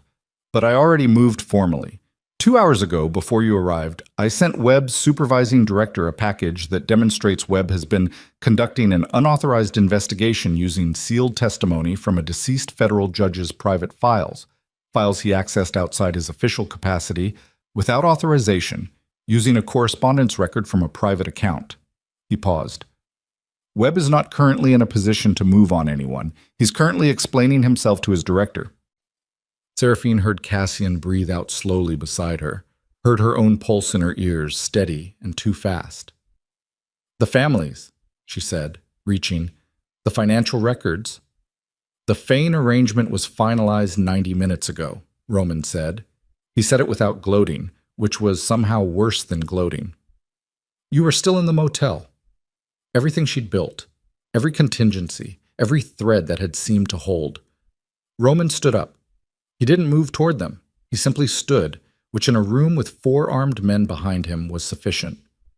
I want you to understand that this doesn't need to be violent, he said. It never needed to be violent. You have a daughter. She's... He paused. 6, I think. She has Cassian's eyes. She should get to have a life. He looked at Cassian. You have an opportunity here to step back from everything and remain intact. The syndicate restructures under new management. You retain the legitimate holdings. Your name stays clean. My father, Cassian said, was a man who made difficult decisions in difficult times, Roman said, as we all have. Something happened in Cassian's face then. It wasn't the controlled nothing from the parking lot. It was the thing underneath the controlled nothing, finally breaching the surface. Not rage, not grief, but the specific and absolute clarity that forms when a person stops calculating and becomes entirely present in a single decision. No, Cassian said. Roman looked at him. No, Cassian said again. Not the holdings, not the name, not any version of what you're offering. You killed my father in his own house while he trusted you, and you did it slowly, and you were there at the end, and there is no arrangement that puts a ceiling over that. Roman's expression shifted by a degree, just 1 degree, the reasonableness going somewhere colder. Cassian, I heard his voice, Cassian said, on that recording. He was afraid you wouldn't be believed. He was already afraid, and you were still in his house, and he still didn't know. His jaw was tight. I know, and I'm not making an arrangement. Roman looked at the man to his left. A small nod. Seraphine moved before the man finished reading the nod. She went left and low, not toward the armed man, toward the table, toward the single work light positioned over it, which she hit with her palm hard enough to send it off the table edge and crash to the floor, taking the pool of light with it. The central floor went dark. Not completely. The floodlights from outside the perimeter came through the high windows in bands, but dark enough, different enough, the visual landscape of the room rearranging in the half-second it took everyone's eyes to adjust. Cassian was already moving in the dark. She could hear it. The specific sounds of him not running but accelerating, the crash of something structural, a short impact, a voice saying something in the high register that meant pain. She went for the staircase. Not away, toward it, upward. The upper gantry overlooked the entire floor, and the floodlight poles outside were close enough to the east wall that the upper level was brighter than the floor. From up there she could see every position on the ground, and from up there she could access the main electrical panel she'd identified coming in. Old building, old wiring, the panel box mounted at the top of the staircase on the east wall, the kind of installation that hadn't been updated in 20 years. She took the stairs at a pace that was slightly too fast for safety and completely necessary, and the man who'd been posted at the top of the staircase heard her coming and was ready, which was a problem she solved by not stopping, by going into him at full speed and using his own preparation against him. His weight shifted forward to meet her, and her momentum converting that forward lean into a backward fall that took him off the gantry platform and into the safety net rigged below it, which had clearly been installed by someone with occupational safety concerns and was today doing excellent work. She hit the electrical panel with both hands. The main breaker for the work lighting. She pulled it. The 3 remaining light pools on the ground floor went dark simultaneously. The only light left was the peripheral spill from the outside floods through the high windows, which turned the interior into a landscape of sharp shadows and angles where shapes were visible, but features weren't. From below, voices. Roman's voice among them, controlled, giving directions. And the sound of movement, multiple people repositioning. Then a sound she hadn't expected. From the east entrance, which was the entrance she had not come through and had not been visible from the approach. Metal on metal, the specific sound of a heavy door being opened from outside. Not Roman's people. The sound was wrong. Too many, too coordinated. The organized acoustic signature of people entering a space with a plan. A voice she didn't recognize. Federal agents, nobody move. The flood of flashlight beams through the east entrance split the dark into white columns. Seraphine gripped the gantry railing and looked down at the ground floor. 4 federal agents through the east door. 2 more visible at the north window. Roman's men were frozen in the crossbeam of flashlights, the instinctive stillness of people who have just recalculated their options and found them reduced. Roman was standing near the table. He had the notebook in his hand. He was the only person in the room who was not frozen. He looked up. Through the dark and the cross-beamed lights and the distance of the gantry, he found her face. And then he moved. Not toward the agents, not toward the exit she'd have predicted. He moved toward the north wall, toward a door she hadn't accounted for, a door that wasn't on the building permit filing because it had been added after, cut through the original structure with the kind of modification that doesn't appear in county records. "North wall!" she shouted. "Door north wall!" Cassian's voice from the ground floor, somewhere in the dark. "I see it!" She went back down the stairs at a controlled fall, hand on the railing, feet barely landing, the kind of descent that is technically not running and is not something she would recommend, and hit the ground floor in time to see Cassian cross the floor in the direction of the north wall door and see Roman already through it. The agents were managing his men. She didn't stop to account for them. She went through the north wall door behind Cassian. Outside, the north face of the shipyard backed against a concrete loading dock that ended at the river. Below the dock, the water, black in the dark, moving, the river current audible against the dock pilings. Above the dock, at the far end, a metal ladder running up the building's exterior to the roof, and at the bottom of that ladder, Roman Vescari, notebook in hand, beginning to climb. Cassian was 20 feet behind him. Seraphine was 10 feet behind Cassian. Roman climbed fast for a man of his age and his particular brand of composure. Not panicked. He had clearly prepared this exit, knew every rung, had done the calculation that the roof gave him options the ground floor didn't. Cassian hit the ladder and went up. She went up behind him. The roof of the shipyard was flat except for the gantry infrastructure that extended upward through it and the 2 floodlight poles at the perimeter, which from up here were at eye level, their lights flooding outward and leaving the roof surface in relative dark. The river was visible beyond the east edge, wide, black, moving. The city lights of Portland were visible upstream. Below, the sound of federal operations continued.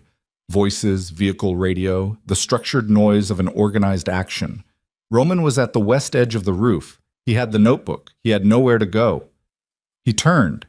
He looked at Cassian standing 15 feet from him with the light from the floods cutting across them both.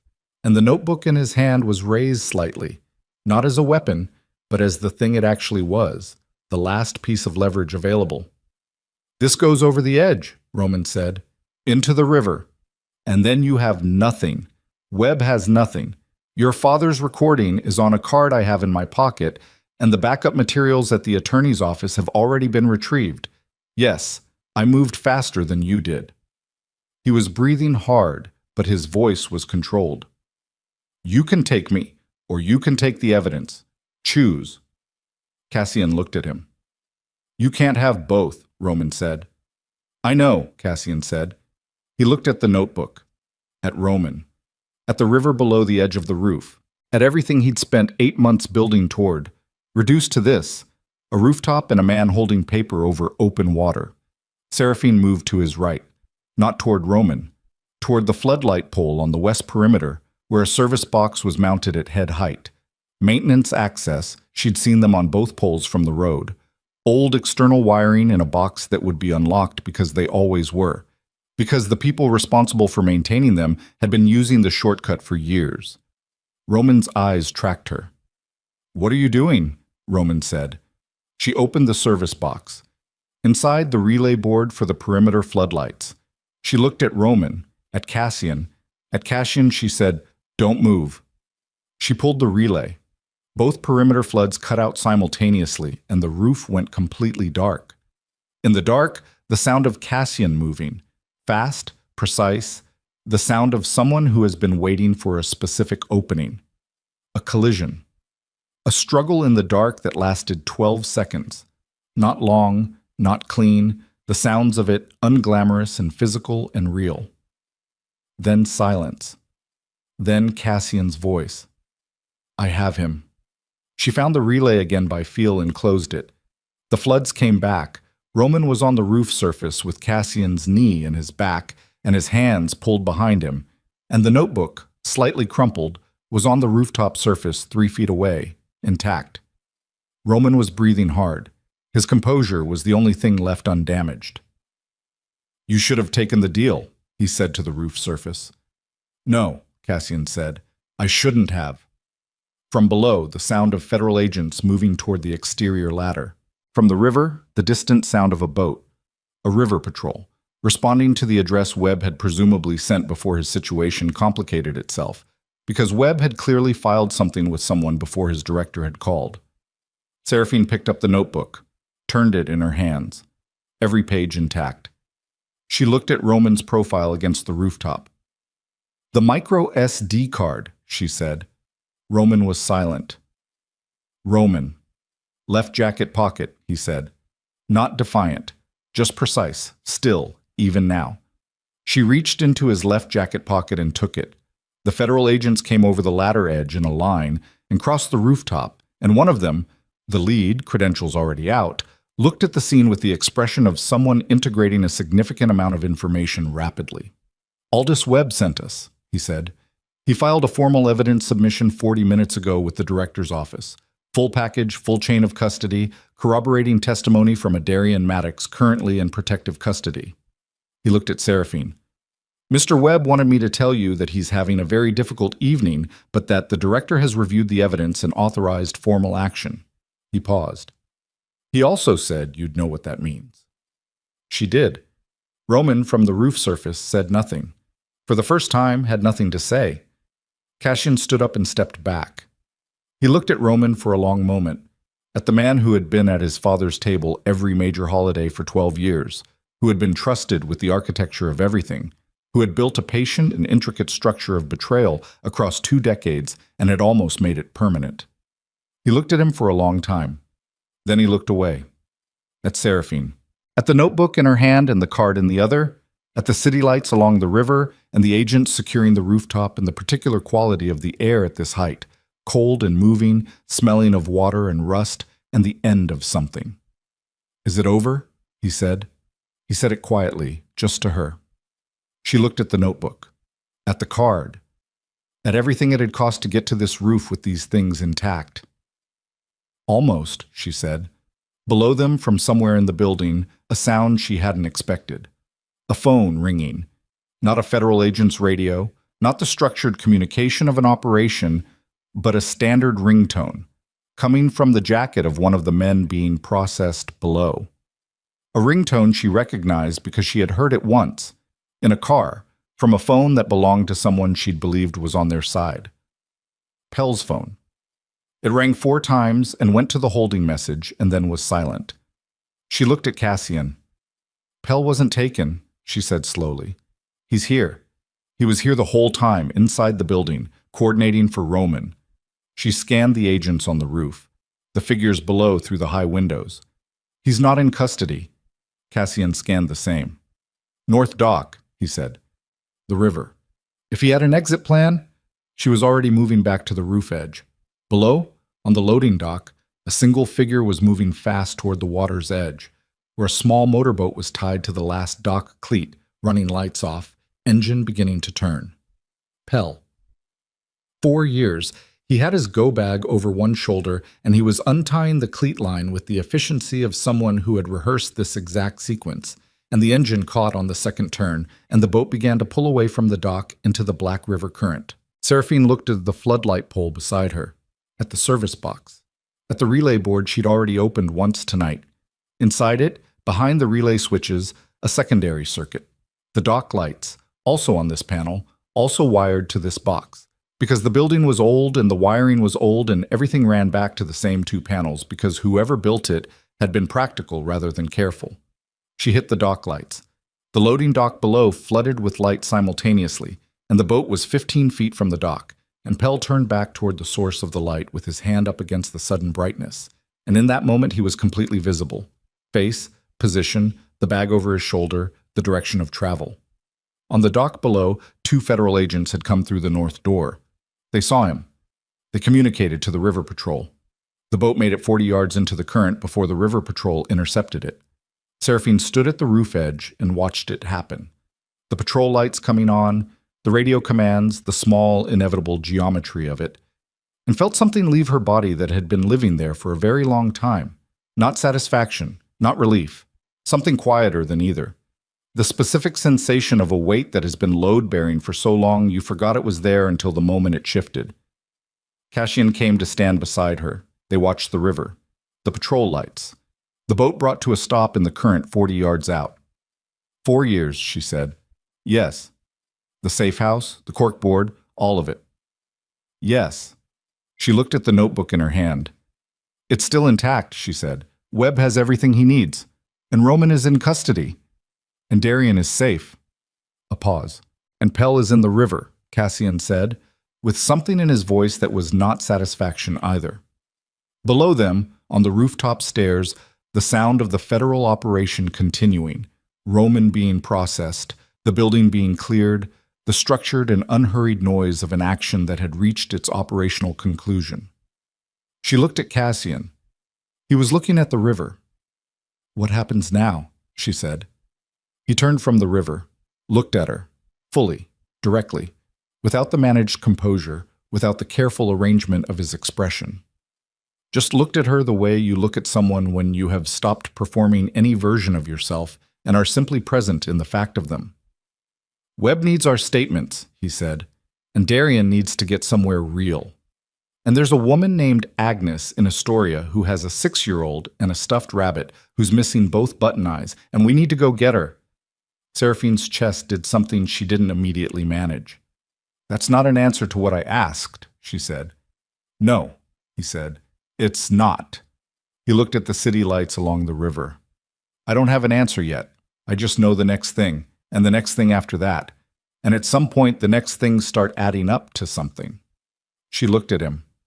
At the notebook in her hand and the river below, and the city glowing upstream and somewhere north of here, in a house in Astoria belonging to a 71-year-old woman who had spent 23 years keeping another man's house with loyalty and without fanfare, a 6-year-old girl with silver blue eyes was sleeping with a one-eyed rabbit pressed to her chest, unaware that the world had just rearranged itself into something she would grow up inside of and never fully know the cost of. Okay, Seraphine said.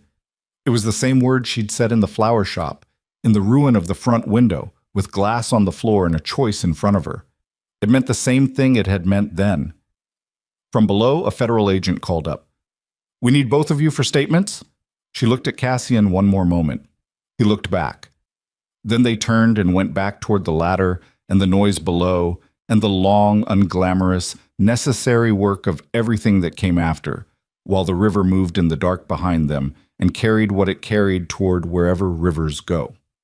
The federal building in Portland had the particular quality of institutional spaces at 2 in the morning, fluorescent and airless, the coffee burnt past the point of honesty, the carpet a shade of gray that had been chosen specifically to hide the evidence of years.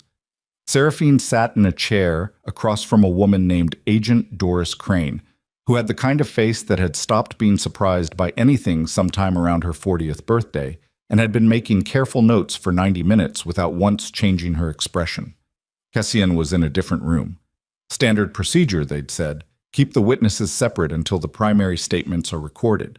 She'd agreed without argument because she understood the logic, and also because she needed the 90 minutes to think without his presence reorganizing the way she thought. The notebook was in an evidence bag on the table between them. The micro SD card was in a separate bag beside it.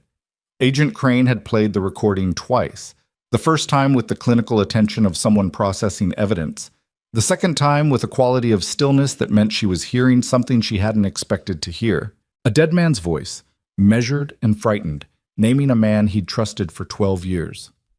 Mr. Draven's father recorded this voluntarily, Crane said. Yes. Without any law enforcement contact. He'd had law enforcement contact 20 years before, It didn't go the way he expected. Seraphine looked at the bag. He didn't trust the process. He trusted paper. Crane made a note. The physician, Dr. Elliot Farr. Page 31. The payment record and the date. His practice is in the Pearl District. We'll be speaking with him tonight. Crane looked up. Miss Vale, for the record, the encrypted transmission you sent to Aldous Webb 14 months ago. Walk me through that. She walked through it, all of it. The transmission, the attorney, the contingency structure she'd built over 7 years. Crane listened without interrupting, made notes in a handwriting so compressed it looked like a different alphabet. At the end, Crane set down her pen. This was notable because the pen had not left her hand in 90 minutes. You built all of that alone, Crane said. Not a compliment, not criticism, just the flat observation of someone who has spent a career assessing what people are capable of. My brother helped, before Roman took him. And in the 7 years before you surfaced tonight, no contact with any law enforcement agency, no attempt to report. I had a 6-year-old. Seraphine looked at her steadily. And the last time someone in my family trusted a process, it put him in a private facility for 6 years. She paused. I needed what I built to be enough before I used it, because if I moved too early and it wasn't enough, I didn't get a second chance, and neither did she. Crane held her gaze for a moment, then she picked up her pen. Webb's full submission has been reviewed by the director, she said. The sealed testimony from Judge Foss's files has been unsealed by a federal court order issued 2 hours ago. Roman Vescari is being charged on 6 counts tonight, with additional charges pending the physician interview. She paused. Gregor Fane's organization is being contacted by federal agents in 3 cities simultaneously as of 40 minutes ago. The Fane-Vescari arrangement will not be formalized. Seraphine absorbed this. It landed differently than she'd expected. Not as triumph, not as the cathartic resolution she'd imagined in the back office of the flower shop across many sleepless nights. It landed quietly, like something that had been held under pressure for a long time, releasing with a hiss rather than an explosion. And Aldous Webb, she said. Mr. Webb submitted his evidence through proper channels and is cooperating with the internal review. Crane allowed something that was not quite a smile. His director is a pragmatic woman. The results tend to speak for themselves. She was released at 3:40 in the morning. Cassian was in the corridor outside, sitting in one of the institutional chairs with his elbows on his knees and his hands loose and his eyes on the floor. He looked up when she came through the door. Neither of them said anything immediately. They had each spent 90 minutes in separate rooms accounting for the same 7 years from different angles, and the accounting had cost something, and they were both carrying the cost in the specific way of people who are too tired to manage it and too wired to set it down. Darian, she said, protective custody suite 2 floors up. They let me see him for 10 minutes. Cassian stood. He asked for coffee and a cheeseburger and a phone charger in that order. They got him all 3. Something in her chest loosened by a degree. He's okay. He's Darian. A pause. He told me to tell you that the history book he was reading when we arrived was about the 30 Years' War and that he has opinions. She laughed. It came out wrong, too sudden, too close to something else, and she pressed the back of her hand against her mouth for a moment and breathed. Cassian watched her without moving or speaking, which was the right thing to do, and she was aware of it. Agnes, she said when she could. I called her an hour ago. She's awake. Leora is asleep. He paused. Agnes was feeding her alphabet crackers and watching a nature documentary about penguins when I called. She said Leora named all 4 of the television penguins. Of course she did. She named the main one Cassian. She looked at him. He looked at the floor with an expression she'd never seen on him before. Something unguarded and slightly devastated in the way that good things are sometimes devastating when they arrive after a long time of nothing good. We should go get her, Seraphine said. Yes, he said. We should. They drove north in a car Webb's office had arranged, not the SUV, which was still parked a block from the shipyard and would presumably be processed as part of the scene. A federal pool car, clean and anonymous, smelling of air freshener and institutional use. Cassian drove because Seraphine's hands were doing something she wasn't in control of yet. Not shaking, but present in a way hands sometimes are after a long night, aware of themselves. She watched the road. The darkness moving past, the river visible in gaps between buildings, and then gone. The city thinning as they moved north toward the coast. The sky beginning to do its 2-hour rehearsal for dawn without actually committing to it yet. "What happens to the syndicate?" she said. "It's already happening." He glanced at the road. "Webb's submission includes the financial structure Roman built under both our names, the 3 shell companies, the diversion accounts." He paused. "The legitimate holdings are separable from the criminal infrastructure if the documentation is clear. Webb's team will spend 6 months being sure it's clear. And after 6 months, there are 47 employees across 8 legitimate businesses who have nothing to do with anything Roman operated. A marina in Astoria, 3 freight operations on the West Coast, a property management company in Seattle." He was quiet for a moment. "My father built most of them before Roman was anything. They're real. They employ real people." He kept his eyes on the road. "I'm not going to let Roman's exposure take them down with it." "That's going to require you to be visible," she said. "Yes." "Cooperating with a federal investigation, restructuring on the record, demonstrating clean management." She looked at him. "You'll be answering questions for a very long time." "I know. And they'll look at everything you did, not just Roman." "I know that too." He didn't look away from the road. "There are things I did that I'm going to have to account for. Not Roman's things. Mine." A pause. "I'm not going to pretend otherwise." She looked at his profile in the dark of the car. At the scar above his left eyebrow, the cut from the flower shop now closed with 2 butterfly strips from the federal building's first aid kit. At the 7 years on his face, the same way she could feel them on her own. "I hated you for 6 years, she said. She'd said it in the safe house too, but that had been a statement of record. This was something else. "I know. And then I stopped, which I said was worse." "Yes." "What I didn't say was why it was worse."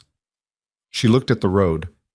"Because when you stop hating someone, you have to figure out what was under the hate the whole time. And what was under the hate was—" She stopped, let the road go by for a moment.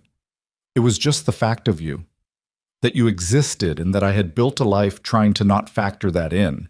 And it was always factored in. Every decision, every morning in that shop." She paused. "Every time Leora laughed with her head tilted to the left, which is what you do." Cassian's hands shifted slightly on the wheel. "I tilt my head when I laugh," he said. "Yes. I didn't know that." "I know you didn't." She looked at her hands. "She does it more than you. She laughs more easily." He was quiet for a long time. The darkness outside thinned imperceptibly. Not dawn yet, but the knowledge of dawn somewhere in the air. "I want to know her," he said, quietly, carefully. "The way you say something you've been holding in exactly the right position for a long time to keep it intact. I understand that everything about what that means is your decision. I understand I have no standing to—" He stopped. "I just want you to know that I want to know her, whatever form that takes, whatever it costs." She looked at him. "She already named the television penguin after you," she said. He exhaled, short, uncontrolled. Then he pressed his lips together and focused on the road with the intensity of a man who is not going to do whatever his face is trying to do in the next 30 seconds. She looked out the window and let him have the 30 seconds. Agnes Beaumont lived in a yellow house on a residential street in Astoria, 4 blocks from the water. She was 71 and had the bearing of a woman who had kept other people's houses for 23 years, not because she lacked alternatives, but because she was constitutionally suited to it and had made her peace with that 20 years before anyone else was comfortable with it. She opened the front door before they reached the porch, which meant she'd been watching for the headlights, and she looked at Cassian for a moment with the expression of someone who has known a person from childhood and is continuously updating their file. "You look terrible," she said to him. "I've had a night," he said. She looked at Seraphine. A different look, assessing, not unkind. "She's asleep in the back bedroom," she said. She wouldn't go until I agreed that Percy could sleep with his head on the pillow like a person. She stepped back from the door. Come in. There's coffee. The coffee was not burnt. It was the best coffee Seraphine had tasted in what felt like several years, which was partly the coffee and partly the kitchen it was served in. A kitchen with a cat asleep on the windowsill and a begonia on the counter, and the specific domesticity of a space that had been loved into its current state over a long time. She sat at Agnes's kitchen table and drank the coffee, and Cassian sat across from her, and Agnes sat at the end, and nobody said anything that needed saying for a few minutes, and this was one of the better silences Seraphine had experienced in recent memory. I knew your father, Agnes said to Cassian, not gently, just directly. For 23 years, he was a difficult man in ways that required patience, and I had patience, and we understood each other. She turned her mug in her hands. He was also a man who recorded something because he was afraid no one would believe him. She looked at Cassian steadily. That's not a man who deserved what happened to him. Cassian looked at his coffee. No, he said. He wasn't. Agnes nodded once. I'm not going to tell you to grieve properly, or however people tell each other to grieve. I'm going to tell you to eat something, because you look like you haven't eaten since yesterday, and there's bread and eggs in this kitchen, and I'm not going back to bed yet. She stood up and went to the stove with the decisive movement of a woman who has solved many problems by feeding people, and Seraphine looked at the doorway to the back of the house and then looked at Cassian. I'm going to check on her, she said. He nodded. The back bedroom was small and smelled of the cedar drawer liner Agnes used throughout the house. There was a lamp on the nightstand turned down to its lowest setting, which cast the room in a warm and impractical light that Seraphine recognized as the specific concession adults make to children who don't want total dark in an unfamiliar place. Leora was in the center of the bed with Percy arranged on the pillow beside her, as negotiated.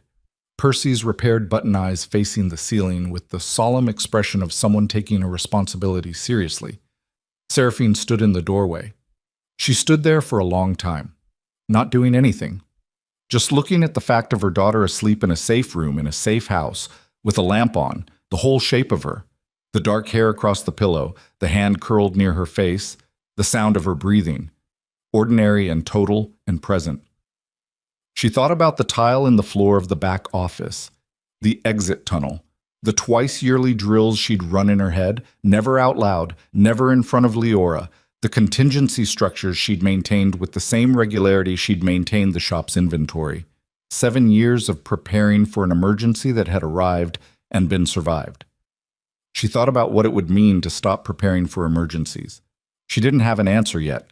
She suspected it would take time, the kind of time that can't be scheduled, that arrives on its own terms and in small increments, a morning here, an afternoon there, until enough of them have accumulated that you stop measuring. She went into the room, sat on the edge of the bed, put her hand on Leora's back and felt the steady, uninterrupted rhythm of a child who has fallen asleep somewhere. She felt safe and has continued feeling safe throughout the night. Leora's eyes opened, not startled, just opened, the way children wake when they were only lightly sleeping, aware of more than they let on.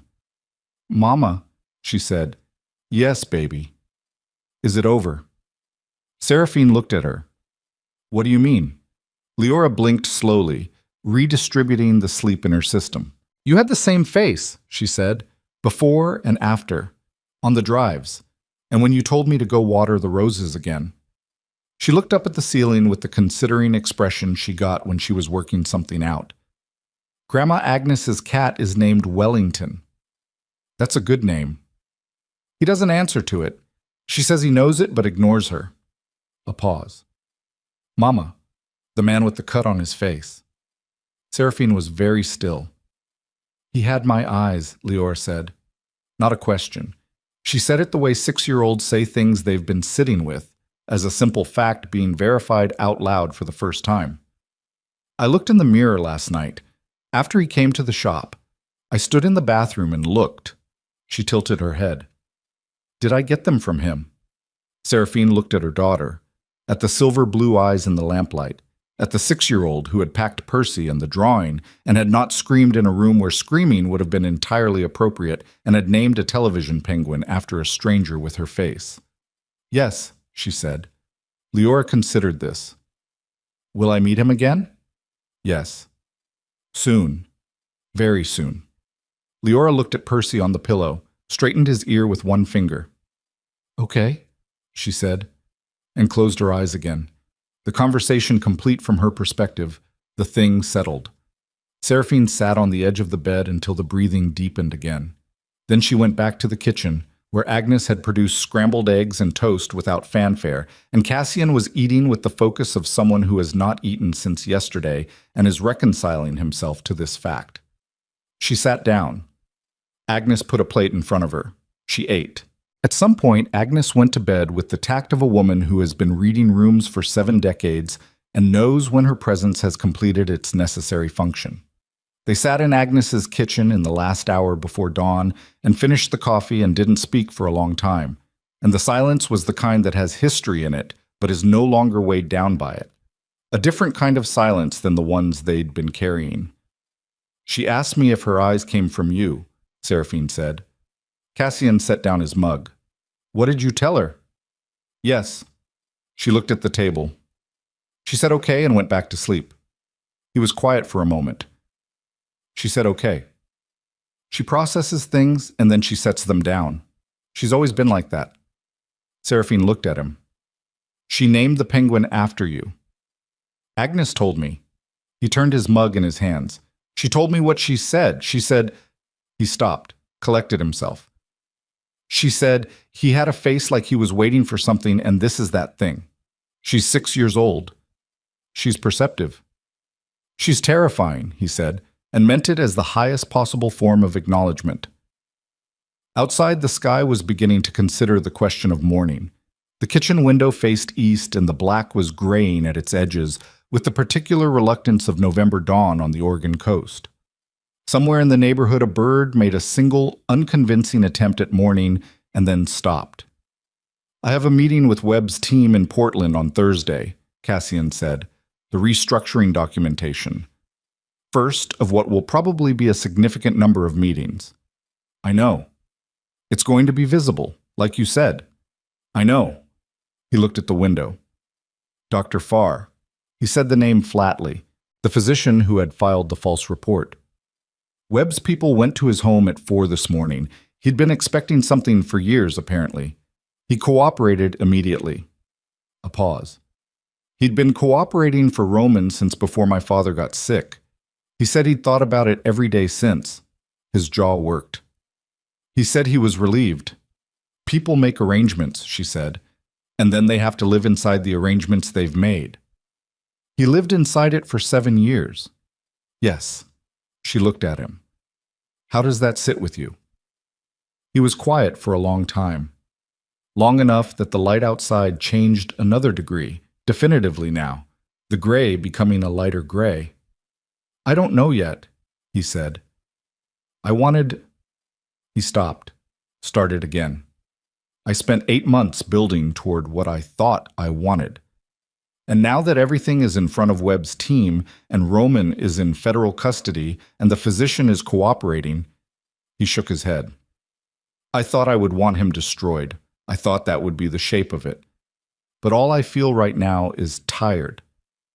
That's what the end of something feels like, she said, not what it looks like in the version you rehearse. He looked at her. You've done this before. I've ended things before. Small things. The decision to disappear, the decision to build the shop, the decision to stay in Astoria when I should have moved again. She turned her coffee mug. Every ending feels like being tired. The satisfaction comes later, if it comes. It's never where you expect it. He was looking at her in the way he'd looked at her on the roof, without managing his expression, without the architecture of control. Just present. I don't know what I'm doing, he said. Past Thursday. Nobody does, she said. That's not particularly reassuring. I know. She looked at him. But you said it yourself. You know the next thing, and the next thing after that. He was quiet. The marina in Astoria, she said. The one that was your father's. Yes. Is it actually a marina? He blinked. Yes.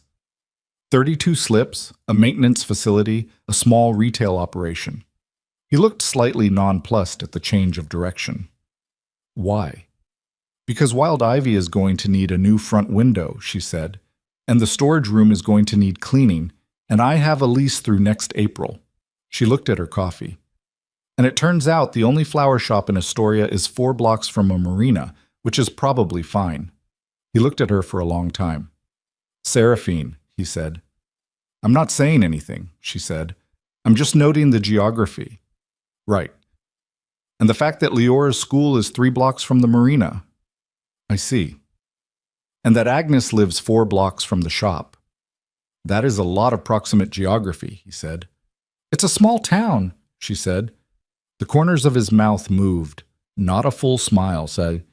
He wasn't there yet, and neither was she, and they both knew it and were honest about it in the way you're honest when you've just spent a night accounting for 7 years and have arrived at a kitchen table at dawn with scrambled eggs and burnt history and the slow gray light of a coastal morning coming through a window. But the corners of his mouth moved. I need to tell Darian in person, she said. About Roman. About all of it. He deserves to hear it from me, not from a federal debrief. Webb's office will release him to a support arrangement tomorrow. He'll need somewhere to stay. He can stay with me. She said it without thinking, and then thought about it and meant it. He's been somewhere for 6 years. He should be somewhere he chose. A pause. He's going to need work. Something real. I have 47 legitimate employees who are going to need stable management while I'm attending federal meetings. He looked at her. Does Darian know anything about freight operations? He knows how to show up and work and not complain about the hours. She paused. He's also been reading history books for 6 years. He might have opinions about logistics. That's either useful or a problem. With Darian, it's usually both. The bird outside made another attempt at morning, and this time a second bird answered it, and the kitchen lightened by another degree, the window becoming a thing that showed the world rather than just reflecting the room. And Seraphine looked out at the gray and pale gold beginning to happen at the edges of the eastern sky over the rooftops of the neighborhood. She thought about the cedar cloth, the bracelet she'd left under the tile. She thought about going back to the shop. Not today, not this week, but eventually. Unlocking the door and stepping over the new threshold of whatever the front window became after repair. Walking to the back office. Lifting the tile. She thought she might put the bracelet on. Not because it resolved anything, not because 7 years was undone by a piece of jewelry, but because she was 31 years old and she was tired of keeping things under floors. She would think about it. She would decide later. I should check on Leora, she said. She didn't move immediately. She's asleep, Cassian said. She's been asleep for hours in a room with a cat named Wellington who ignores his own name and a lamp that's too warm. She's fine. I know she's fine. She looked at the window. She stopped. You're not used to not checking, he said. No. That takes time, he said. Apparently. She looked at him. Apparently. He picked up his coffee. She picked up hers. Outside, the birds were establishing something, a conversation or an argument, the distinction being largely semantic at 5:40 in the morning in a residential neighborhood in Astoria. 3 weeks later, on a Tuesday with thin winter sun and the particular quality of coastal cold that came off the water and went through everything, Wild Ivy flowers reopened with a new front window and a repaired door and a small hand-lettered sign that Leora had made at the kitchen table using a green marker in considerable seriousness, which read, open in letters of varying size, and a drawing of what was either a flower or a sun, the distinction also being largely semantic. Darian was on his second week at the freight office in Portland, where he had already reorganized the filing system and sent Cassian a 3-page memo about container tracking inefficiency that Cassian had read twice and forwarded to 2 senior people with the note, address this. He called Seraphine on Tuesday evenings. The calls ran long. They were getting longer. Cassian's first meeting with Webb's team had been Thursday, as scheduled. The second had been the following Monday. The third had been Wednesday of that week. He had told Webb's team everything, in the flat and detailed manner of a man who had spent 8 months investigating himself by proxy and had arrived at the interviews pre-organized. The process was going to take a long time. He had stopped trying to estimate how long. On Tuesday morning, he arrived at Wild Ivy at 7:30 with coffee from the place 2 blocks over that Seraphine had mentioned was the only place in Astoria that got the temperature right, which he had located and verified and concluded she was correct about. He arrived with 2 cups and stood outside the new window for a moment before going in, looking at the display Seraphine had built overnight. Dahlias on the left, dried lavender in bundles from the ceiling beam, everything arranged with the precise and unpretentious care of someone who knew exactly what they were doing and did it because it was worth doing. Through the window, he could see Leora on the counter, cross-legged, with a fistful of sunflower stems, and her tongue between her teeth in concentration. The same image he had walked into weeks ago, except that this time he knew it was an image, knew what it cost, and what it had taken to preserve it, and he stood outside for one more moment just holding that knowledge before he pushed open the door. The bell rang. Small and ordinary, and at this hour on a Tuesday, in a flower shop in Astoria, the best sound in the available world. Leora looked up from the sunflowers. "You're early," she said. "Traffic was light." She considered him with the silver blue eyes that were his eyes in her face in the thin winter light through the new front window. "Mama says you're coming every Tuesday now." "That's the plan." "She also said you don't actually know anything about flowers." "That's accurate." "I can teach you," she said, with the simple confidence of someone who has never once doubted their own competence in this specific area. "Sunflowers are easiest. You start with those." She held one out to him. He looked at it for a moment, at her, at the shop around them with its dahlias and lavender and the particular quality of morning that comes through a west-facing window on the coast, that specific gray-gold light that is not romantic exactly, but is honest, the kind of light that shows things as they are. He took the sunflower. "Okay," he said. Seraphine came through the back curtain with a pair of clipping shears and saw them. Cassian standing at the counter holding a sunflower with the slight bewilderment of someone receiving an instruction he intends to follow, and Leora already moving on to explaining the second sunflower in her collection with the brisk efficiency of a 6-year-old teacher who has identified a student with potential and intends to develop it. She looked at them for a moment, just looked. Then she set the shears on the counter and went to turn the sign from closed to open, and the morning came in through the new window, and it smelled like flowers instead of gunpowder, and there was nothing else it needed to be.